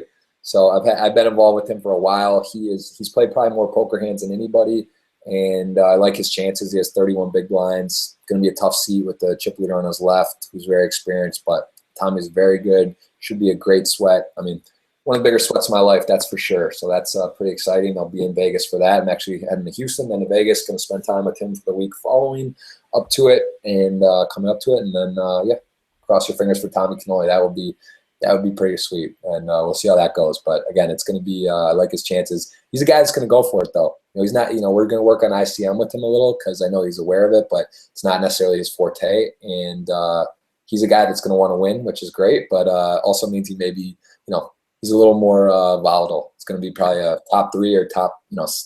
I don't see him finishing middle of the pack. I'll say that. So see it kind of being one of the extremes. I like his chances, but again, we'll see. It's going to be an interesting final table with his position at the table with the guy on his left with all the chips. Yeah, I watched the main event episode last night, and you guys were on the rail, and you guys were sweating pretty hard. And why do they let Antonio go inside the rail? Why does everyone else have to sit outside the rail, but Antonio gets to walk inside the rail? What's up with that? Is that because you gotta?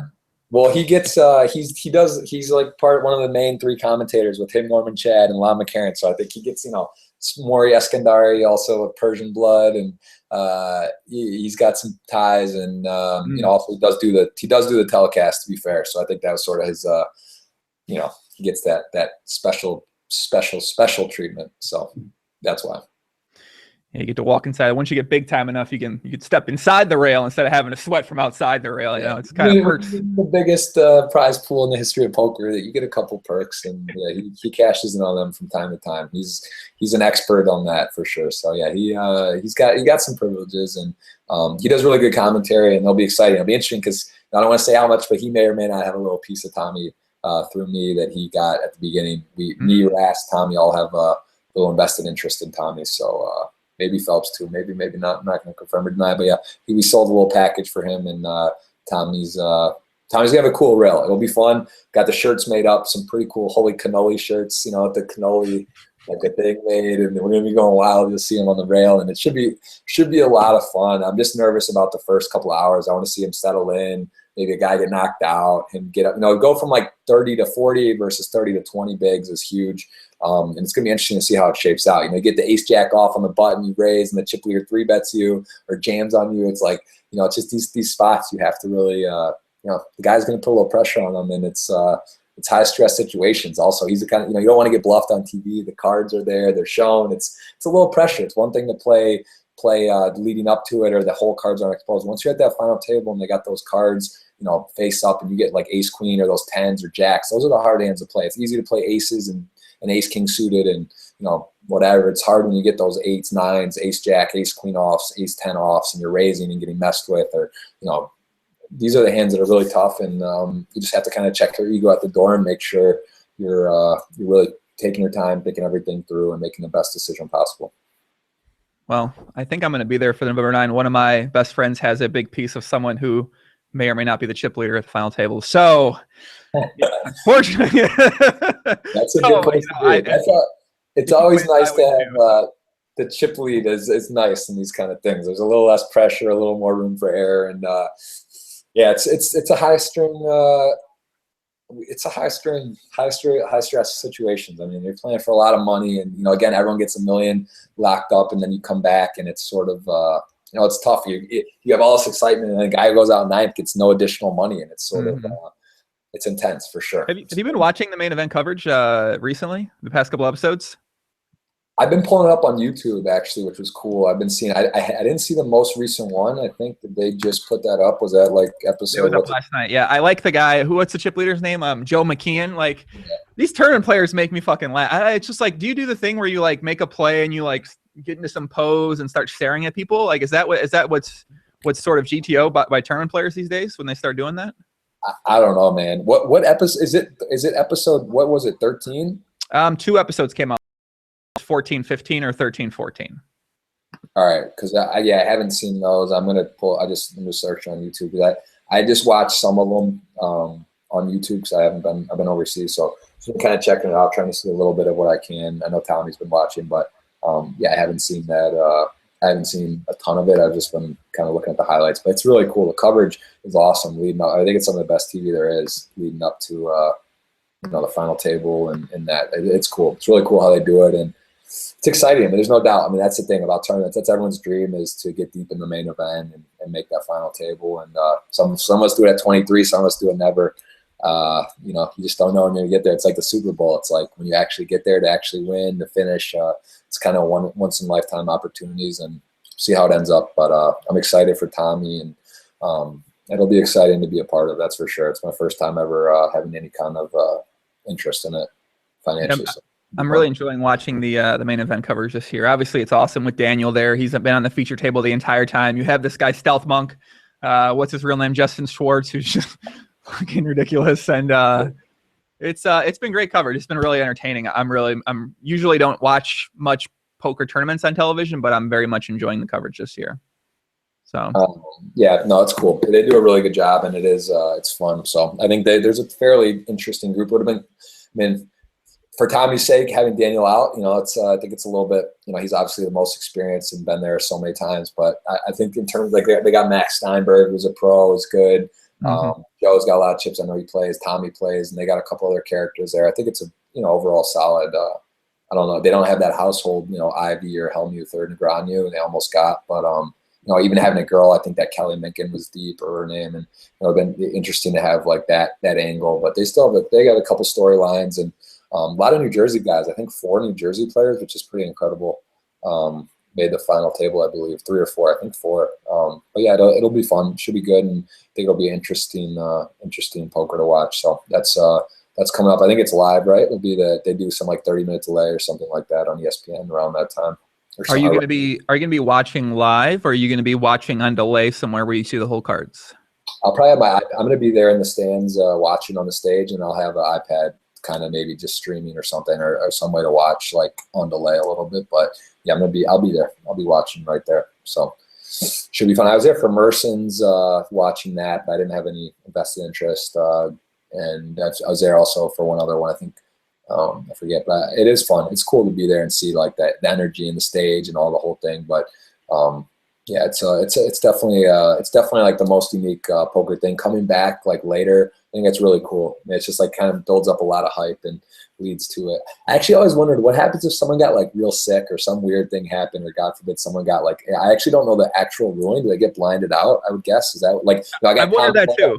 Guys are flying to World Series Poker Europe. I mean, there's the movie Taken, there's this and that. Who knows, like something you get, like something happens, or you get lost, or some random shit like what, I mean, it's not impossible. Like over the next 40 years, could something happen to a guy like over the course of 3 months and traveling the world? I mean, yeah. Right. I've wondered that too. Like what happens if someone died, or what happened with what do they do to their stack? I mean, I don't necessarily want to find out, but I'm genuinely curious as far as what they do. I mean, I guess we could talk to the World Series of Poker tournament director on Twitter and ask him, but from what I see on Twitter, he's not a very accommodating person to Twitter comments, so I don't have much faith that will get answered, but I'd like to find that out actually. Yeah, it is something to It is. It's. I'm sure there's obviously that's in the rule, and there is a stipulation. I'm guessing they get blinded out. I can't imagine you could, right? Because then you would just fake like, yeah, oh man, I got pneumonia or whatever. I'm went in a coma, and then you tag in, tag in your choice. So I don't think it's just like someone gets to like go in your place. I would bet that would be you're just blinded out. I think, right? I mean, what else could it be?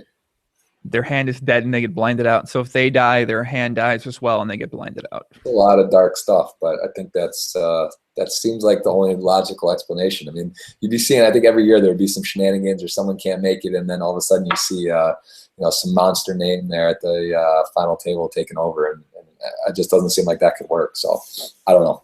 Anyway, yeah, let's not think about it. Hopefully everyone shows up intact, but it is interesting to think that there's got to be a ruling on there somewhere. I'll find out. I'm gonna find that out when it's. I will get an answer to that. I'm curious. You should definitely check that out. Yeah, I want to know too. We'll take a couple questions from the chat, guys, and then we're gonna wrap it up pretty soon. Alex says, Jeff, do you think? All right, I'll ask a question. Jeff, do you think you are a good like top 500 player, or you have social skills which apply you on rich dudes? I guess I understand what he's saying, but 1% hold on, let me see. I'm scrolling. Okay, so wait, I'm sorry. What do I think I'm a top 500 player? Do you think you are good like top 500 player, or you have social skills which you apply on rich dudes? Interesting. Okay, let's see. Well, I think for sure. I think in terms of the social aspect of the game, I think that's super important to be able to be personable and get into some good situations that naturally occur. But yeah, I mean, it's so hard to say like a top this or that. I mean, if you want to look at like tournament wise, I mean, I've been in the top 300 GPI, I think every single week since inception, except for maybe like 2 weeks. And I don't play a ton of tournaments. So yeah, I mean, I would consider myself a top, 200, top 100 tournament player in the world for sure. Cash games. I also think I'm a very strong player, but again, I think I do a lot of things really well that are not necessarily, you can't calculate, or there's no way to really, how to quantify it. But yeah, I mean, I don't really listen. Like these guys like Dan Smith and Phil Ivey and Byron Kaverman and all these guys and these super, Scott Sievers and all these guys, like, yeah, are they great poker players? Absolutely. Like, would I want to play with them? And do I think they're better than me? I mean, it's hard to say. Like, yeah, obviously their results speak for themselves, and they're, do I think I'm the best poker player in the world? I'm not going to say that, no. But I think I'm a very strong player, and I think, again, the biggest thing in poker is game selection. You don't, if you're the 11th best player in the world and you're playing at a table with the other 9 best, it doesn't do you much good. Now, if you're the 8,000th best player in the world and you're playing with, unranked through unranked, you're going to do pretty well probably. So like, I think it's all relative, and I think it's that rounder saying is really funny, and I think it's the coolest thing ever is like, if you can't spot the fish in the first 30 minutes, that kind of along those lines, like, look, you want to be playing in games where there's some guys that aren't necessarily super confident in what they're doing. As long as you're in good shape there, I think as long as you're not, outclassed, I think you're going to be in decent shape. And I consider myself a super sound player that is always looking to be better and grow as a player. And I think I'm a winning poker player. So how do you quantify a player top whatever in the world? Tournament wise, for sure. I think my GPI ranking would show that. Like I'm constantly in the mix. And then in cash games, I also feel I'm a very strong player and I'm comfortable playing at high limits. Are there guys better than me? Of course. But generally at a table, it's very rare I'm gonna find a table where I don't feel comfortable sitting down, if ever. So I don't know if that answers that. I love questions like that. They're fucking great. Yeah. Like the only kind of people that ask questions like that in the poker world are people like, I mean, I don't want to send any shots at Alex. He's been in the stream a lot, but like usually you don't have a clue when you ask a question like that. So like, are you a top 500 player? Like, I mean, that's just that. I think that question in general is pretty much, it's kind of a clueless question for the most part. So. Oh, dude, no, it's interesting. I mean, it is. It's funny, man, to think about quantifying players and what measure do you really. How can you measure? I mean, it's tough. I mean, I think the GPL or the GPI, GPL, that stuff, it's cool. I mean, it's interesting. It's sort of like BCS, and it is actually sort of accurate. I mean, granted, it's hard to tell, and like a lot of people don't play. Like if we had every poker player played tournaments for 1 year and they played all the same tournaments and they literally moved tour to tour, that would be a way to maybe tell. Even then, there's the variance perspective, but that would be a pretty good sample. But it's just kind of hard. It's hard to really put a number on those kind of things. And at least with this ranking system, the field size, buy-in, number of entries, you can at least sort of quantify and have an idea where someone stands in the overtime. So I think it's cool. I think it's good for poker. I think it's interesting, and it gives stuff to talk about, and it makes it more exciting. I think it's a good thing. So, yeah. We need an impersonation from Jeff. Wait, do you have a Viffer story, by the way? I don't. That's a guy I maybe met once or twice, and I don't know anything about him. That's too bad. Everyone always has a good Viffer story. Everyone always has a good Viffer story. Do you have? I guess we need any impressions from you guys. If you had to give some poker advice to people out there, 2 pieces of poker advice, what would you give them? Poker advice. Poker advice, I would say stick to a bankroll. Be disciplined. I think that's the biggest thing, is like knowing what you're able to do and selling action accordingly. You know, if you have $5,000 total cash, that doesn't mean you have 5,000 to play poker. Like if you have rent, if you have this, if you have that, like you need a poker bankroll. You need to be, you know, I'm not saying do the 20 buy-in rule. I mean, that's, I guess, like recommended or whatever, but you need to be smart. Like, I mean, don't play with what you don't have. Find good game selection, take your time, don't force it, and don't go on tilt. I mean, if you're someone who tilts or isn't doing well, like pick up when you're losing. I mean, you really have to be strong. Press when you're hot and sit back when you're not running well. One piece of poker advice, Jeff. One piece of poker advice. That's my poker spiel. That's what I would do. So bankroll management. Dude, man, people can't do that. That was like 10 GTO things right there to do. Well, come on, well, listen. This is not a random chat. This is the Joey Ingram show. This is like a high level of thought. And no shots at the viewers, but you know, only 5% of poker players are winning, and we got a lot of people watching the podcast. So surely some people out there are aspiring winning poker players, sure, but they might not currently be winning at poker, and that's not a bad thing. But if you're a losing player, you gotta chat. Let's go. Losing players, get out. I'll give you guys 10 seconds. I got to ban you guys. You guys know my rule on losing players in the chat. Go ahead.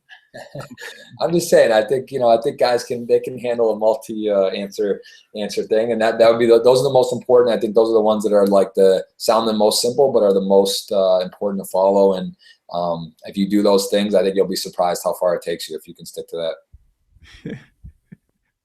I like you, man. I like having you on here. You're a positive guy. You know what I mean? I was thinking about this. I was reading a quote earlier about having positivity in your life, having positivity around you, and it just sort of like rubs off on you, and it feeds off of you. And I think that you know, I can see that people like you, like having you around because you're extremely positive. I think you're probably an extremely supportive person, and I got a perma smile, man. I can't help it. I'm just a happy-go-lucky guy. I think we're all blessed, obviously, to be alive and whatever, and we could get on that whole wavelength. But at the end of the day, like, love what you do what you love. I love poker. I love hanging out. I love people. I love games. Poker happens to be a game where you can make money, and you know, it's sort of like, you know, there's backgammon, there's this, there's that, but like poker is kind of like the game, right? Like it could have been chess, could have been Connect Four. Whatever it might be, poker has been the game that sort of is like you can actually make a living playing. And I've always liked board games. I've always liked video games. And, you know, unfortunately for being good at FIFA 16, it's not necessarily going to get you home and keep everything going. So, I mean, poker is one of those things that just sort of it's very interesting. There's not a solved game like backgammon. There's interpretation. There's creativity at all times. And it's just kind of an international worldwide game and something I love. And I love doing it. And I hope to be able to do it forever.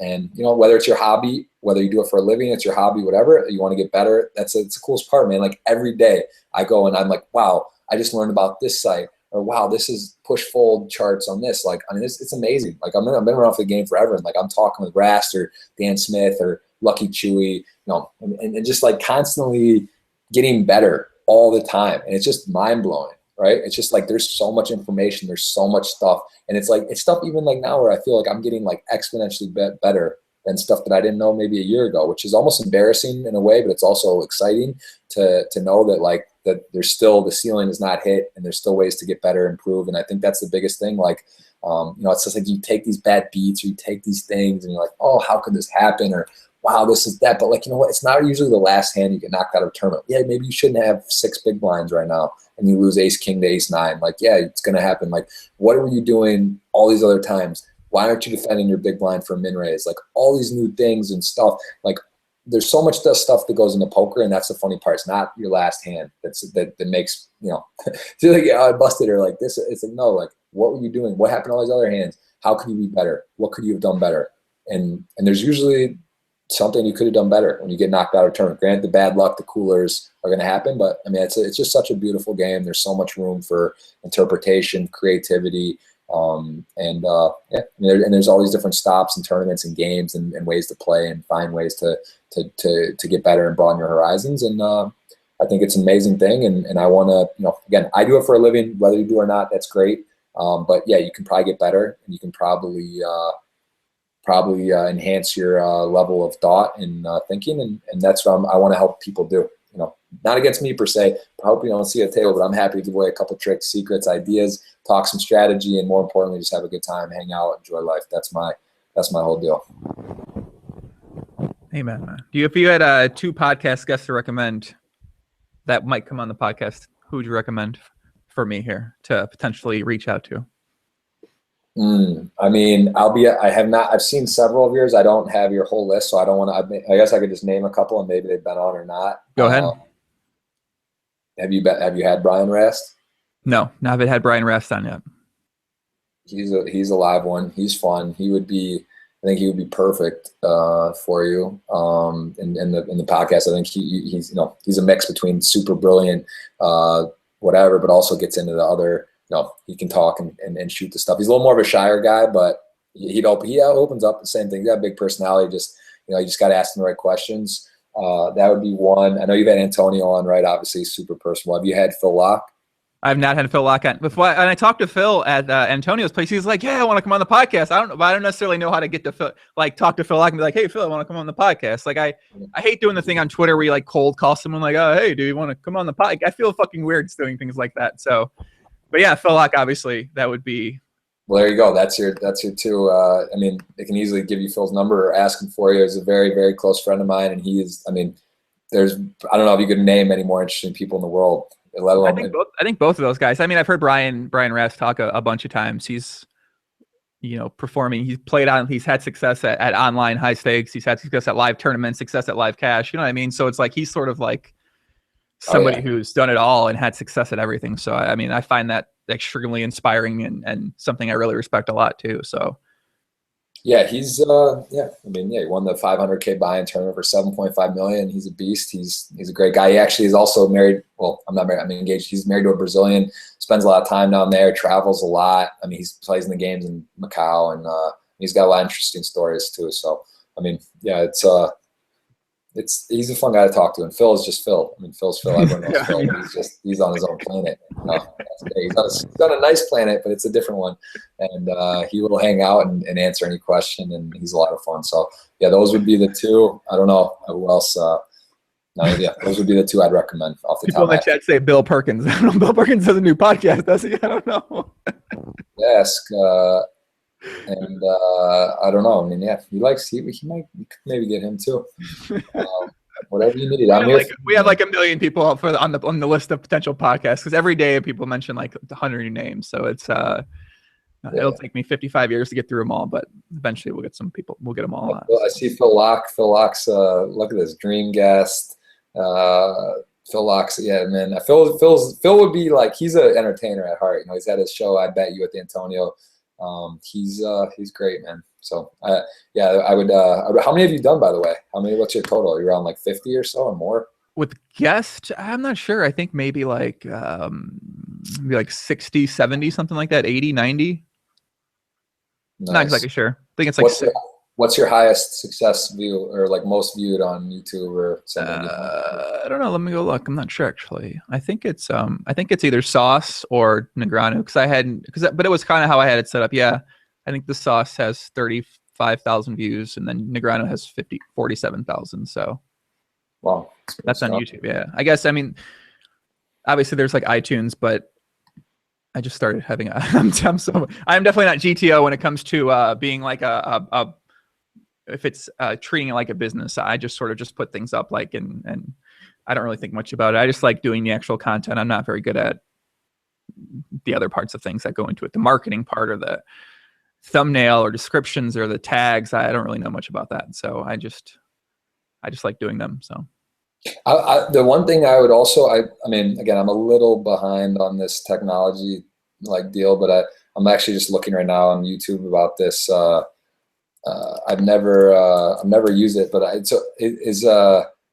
how do you chat on, or how do you, so you have a YouTube channel. It's like the same. I don't think I have a YouTube, but I've never done anything with it. Is it like kind of connected? Can you do both at the same time, or is it separate? How does that work? You're streaming on Twitch and on YouTube right now? Or Yeah, I just use the Hangout for the chat. I mean, because I use that because most people use Skype, but my Skype for some reason doesn't work correctly. Otherwise, I'd just use Skype on here. Okay. Yeah. I think Skype's like the standard thing to go to, but mine glitches. Like my camera flashes for some unknown reason. I can't get. I don't know how to fix it, so I like just use the Hangout. In Google, okay, and then Google did get some gaming thing just now. I guess that's what I heard. Like they have like it's like YouTube gaming. I don't really don't know much about it. Like there are a lot of other people. Like I feel like there's people who just start streaming on Twitch that know more about it all than I do. So yeah, it's all pretty interesting. I mean, it seems like it's definitely where it's moving, right? I mean, that's sort of we'll see how it goes with the U.S. and all like stars and how it's in Jersey, but I mean, it seems like it's interesting. I mean, it's a new wave, and I know they got like in the AFL, they're going to do player cams, right? Like with the cameras, helmets with the cams. Like in probably the NFL, eventually will have that, and they got the race cars like that. I mean, that's what people want, right? You want to be you want to watch someone playing, you want to talk, you want to interact, you want to see someone on the field, you want to see from their perspective. And I mean, it's just amazing what's happening with technology and what's going on in this day and age. And yeah, it's incredible. I mean, I think it's sort of we're at the very tip of it. And I mean, who knows what else other features or ideas they're going to come up with. And I mean, again, I said, I don't, it's just cool. I mean, it's really, really, really cool to think about like being on AOL dial up, when I was in high school and those flip phones. And now it's like you're, on the ESPN commentary, you were in Chicago, Dave's here, you're in Berlin, we're all together watching live streaming, commentating, talking, flowing, interacting with people's chats. And I mean, it's just incredible. So it's really cool. And I'm still learning it all, and it's fun. And again, I hope Twitch is what I think it can be. I mean, I've seen Somerville do it, a few other guys do it, and I know you have a very successful podcast. And again, I'm going to be doing some Mic'd Up Mondays, and we may have some mutual guests or whatnot. But I love what you do and the lifestyle aspect of the whole deal, and that's sort of where I'm going to do a little hybrid of that and playing. And I think it's just good in general. I think it's good for awareness, good for the game, good for people to see and be a part of, and just kind of have like direct access and get to interact with anyone they want to. And I think that's really cool. So yeah, it's great. And hope you can host me moving forward. I'll happy to host you anytime. And I'm going to take a real stand on Twitch and try to get a successful daily stream going. So yeah, hopefully get that going, and maybe you'll be a guest on my Mic'd Up Monday one day. I don't know if I'll ever get to that point where it's big enough to do, but we'll see if we can get you on there. Do a little reversal. I mean, I've kind of always said that I'd love to watch something that like I'd love to watch what I do, but not actually me be the one doing it. Like I would enjoy that because I don't necessarily like I sort of do them because I feel like there's really not much stuff out there for me to watch, me personally to watch and enjoy. So I'm all for the idea. I'm excited for it to start. I think it'll be cool. Where people can follow your Twitter, your Twitch name is Jeff Gross Poker, right? Yes, it's Twitch is Jeff Gross Poker, Instagram Jeff Gross Poker, my Facebook's Jeff Gross Poker, and then I think my Twitter's J Gross 5. Twitter Jeff Gross Poker. Twitter's J Gross 5. Where's the continued trend of the names, man? I tried to change it. Like on Instagram, you could actually just change your name, which I did, but then Twitter it wouldn't let you do that. So I don't know. I just have what I have. I actually made a Jeff Gross Poker. I might do that for like chip counts or something. And eventually, if I ever think that it's it's kind of annoying on Twitter, like someone was just like posting at a tournament, like a lot of their chip updates, right? But I don't know.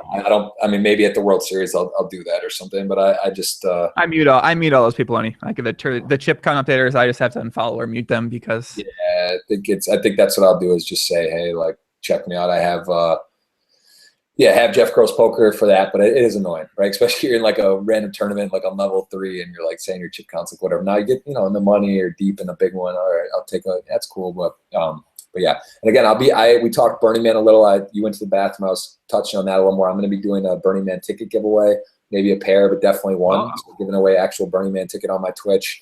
And I'll also be doing some like definitely 3-bet gear and other various competitions. Soul headphones. Going to do a thing with Soul Republic. Soul. They do headphones Sound of Life and be giving away headphones and stuff. So I'm going to be doing a bunch of cool giveaways and competitions and being interactive. So should be a fun stream and a regular stream. So get on there, tickets, Burning Man, giveaway gear, headphones, all that. So just going to be giving it up on there. So, all right, Jeff. Well, thank you for coming on. Everyone in the chat, thanks for all the questions, all the comments. We got some good shit in there. If you want to know anything more about Jeff, or you have anything else you want to ask him, hit him up on Twitter. Hit him up on Twitter, Facebook. Probably not Facebook. Just hit him up on Twitter. Don't hit him up on Facebook. Twitter, Instagram, and Twitch. That's going to be your best bet. Twitch is like you get me on Twitch, and I'm on there live. Especially, it's kind of a new channel. You know, I don't have a ton of. It's not like a lot of stuff going. So if you get on there and ask me a question, I will definitely look to answer any question. So that's your best bet. There you go. Guys, I'll be back on Wednesday, 3 p.m. Eastern with Christy Arnett, the young, amazing Christy Arnett. And also Moldrin, of course, Moldrin from Twitch will be on the podcast this week too. We're really excited to talk spaghetti and meatballs with Moldrin, so that's going to be fun. But yeah, man, that's it. I'm out. Jeff, much love. Thanks for coming on, Poppy. Thank you, man. Appreciate it very much. This was great. I'm glad we got to do it. Awesome time as usual. And I'm looking, that's my goal. That's one of my things. I'm going to get a successful stream and we'll do it mic'd up Monday. We'll get you on there, pick your brain, maybe, do some PLO talk too. I definitely need to get better at that. And I know you are a highly recommended. I love talking strategy for other people to see. I can't. We'll do a strategy PLO on the side, and then we'll do just a lifestyle Joey thing. 'Cause, yeah, you're always on the other side. You know, someone's got to take the reins. And, oh my God, that's what everyone always says. Yeah, that sounds fun. I think it'd be a good time. I'm your guy. I'll do a fun interview. It won't be a boring interview. We'll do it. Let me build up my Twitch a little more. Let me get my thing in order. We'll make it worth it and make sure we'll do a little. We'll give me a couple weeks, and then maybe from Brazil, if I can find good Wi-Fi, which is always a process. That's another thing, man. It's like fuck. I want to do it, and then it's like you get there. I mean, luckily my fiance at her place I know is pretty good, like better than normal, but still, man, it's like it's amazing. Like internet, it's still not like you think everywhere in the world it's just gonna be great. It's not. I mean, there's places where the whole city, the town, the place, the thing, it's not good. And to stream and do like video stuff and all that, like there's nothing more tilting than having like a choppy, unclear stream. Yeah, so whatever. We'll see how it goes. That would be the goal. Maybe like around Christmas. You know, just before that, a couple weeks into December, we'll see if we can get one going on and do the role reversal. That'd be awesome. Cool, man. It'd be fun. Yeah, look forward to checking out. Obviously, I think there'll be some. Once you get started, I think there'll be some cool ideas. We could figure out some. I'm sure you have a million ideas. I have a million ideas. I feel like our problem is we probably have way too many ideas, and then we waste a lot of them and don't actually execute on a lot of them, which is unfortunate. That's definitely my mistake. I'll say this though too. It's part of it is. I can already tell, and we don't know each other that well. I met you in Antonio's again, and we've talked on here. But you know, same thing, man. Like I was in college, and it was around when poker was getting big, 2003, 4, 5. And you know, I played online. I did very well. I played 25 cent 50. I would take $11 to like 700 on multiple tables. That was my thing. That was my weird thing. I would buy in short and just stay for 10 hours and play. But like I wasn't. No, I went out. I had fun. I played a sport in college. I actually went to class. Sometimes, and I went out. Like a lot of these guys, they just gave up their life and they played poker and they never saw daylight and they've never talked to a girl in general and like stuff like that, right? Like I had a good time and like maybe, you know, I think I'm more balanced, right? I would like to think at least, and I can tell you are too. Like you're a guy, you go out, you have fun, you travel, you do stuff, you work out, you get some sun, you go to the beach, you surf, you probably talk to a couple of girls in your life, and like that's it. And I'm just saying nothing wrong one way or the other, but like I choose more balance, and that's even still so. Like I'm in Munich. I want to go out. I'm going to go see stuff. I'm not just going to sit and play. I would love to hop on and only do poker, but like I enjoy traveling and experiencing things, and that's the thing. I think balance is important, and that's something that it's important to me, and I'm still going to do, and hopefully can stream as well. But I think it's good to have balance and not just do this or just do that, and kind of be a hybrid. Have a little in your sleeve and everything. You know, who knows? Maybe you might have been the best PLO player in the world. I'm not saying you're not one of the top ones, but like you have a full balance of life, and like you do stuff and you play PLO and you do well, and you're not just playing PLO though. You got your show, you got this, you got that going, you got the hair going, you got all this stuff. You know, and it's I mean, that's a really good point. Is that when you talk to some of the guys who are at the top of the game, like they're pretty much 99% poker for the most part. There are some that have a little bit of balance, but I feel like the ones that are super, super elite are definitely 100% poker, 100% focused on poker. And again, there's nothing right or wrong. It's just sort of what you choose. And again, I'm a social guy. That's why I like Twitch and I like this stuff. I enjoy interacting, talking. I think it's fun, and I learn stuff too all the time. I learn stuff talking, watching, even questions people ask, or different perspectives, and that's like I learn that way. And some guys, they want to sit and they just want to be on their computer, and that's fine too. And it's just what works for you, and you're sacrificing. It's give and take in anything. And what's the exact formula? I don't know. What's the perfect way to do life? It's up to you. I mean, for me, I enjoy. I wouldn't change one thing. I love my life. I could have more money maybe if I did something else or less, whatever. But for me, this is what works. This is what I like doing, and for me, my formula, pi equals whatever 3.14. I don't know this stuff. I just know that for me, this is what I like, and I just enjoy traveling, hanging out, doing stuff, and constantly growing as a person. That's my deal. And take it or leave it, but I will be. You can have as much of my deal as you want. I'm on it. I'm going to be streaming. I'm hanging out, and ask me questions, and happy to answer. And that's life, man. Life's about getting better, growing, I think, and just kind of expanding your horizon and maximizing time and being efficient with what you do. So I'm still trying to get better, a work in progress, and gonna be around. I'm ready to go conquer the world now, guys. I'm ready. I don't know what fuck, man. I'm ready to do something, man. I'm ready to do something right now. I'm pumped up. Yeah, I like that. That's I got the motivation in my head. I'm ready to go too, man. So let's I'll be out in Munich. I'm heading out, and this was fun. This was great. Exactly what I thought it would be. Good time and awesome chat. This isn't even like I'm not, on Twitch you got the haters, this and that. There's a couple little things or that, but I mean, it seems like everyone seems really nice. It seems like a friendly, positive rail. This is Jeff Bush president. That's a pretty nice statement. I mean, it's just God, these are not like a lot of hate. Like I wasn't sure what to expect, but out of all the people watching, my nickname is Kim and Joey because I ban people constantly from the chat, and I keep a strict kingdom. Yeah, I have a banned smiley face because of how often I love to ban people. So. Oh wow! I just saw someone else ask Joey, did you get the hook up for lock interview? So listen, by the way, Brian and Phil, if you want that, just message me. Let's get that in order. I think that'd be great. I think that'd be great on your show, and you would, not better or worse, but I think you'd have it'd be very good. I think you'd enjoy both those guys. So let's happy to help out if you want with them too. Sweet, we shall make it happen then, man. Good luck on the flight from Munich to Houston, playing the home game. Yeah, for sure. Thank you. I'm going to be twitching that's my plan. I'm going out now. I'm going to come home. It's 6 hours ahead, or no, 5, by the way, because we almost messed this up today. It's 5-hour difference. So I think it's like 2:15 East Coast. I'm going to go out here, come back and stay up all night so I can then sleep all on the flight. So I'm going to, assuming my stream thing works correctly, I will be streaming from I don't know, basically all night from here for until 6 in the morning. So basically from 7 p.m. your time or East Coast till 1 a.m. I'll be on Twitch playing spin and goes, maybe a tournament or two, and messing around. So make sure to check me out on there, and we will be in touch and get you Phil and Brian, and we'll just keep doing life. That's what we're gonna do. All right, guys, that's it. We're out of here. Much love, Jeff. I'll talk with you soon, Poppy. Thanks, man. That was fun. Man. Have fun out there tonight. I will. See you guys. All right, peace.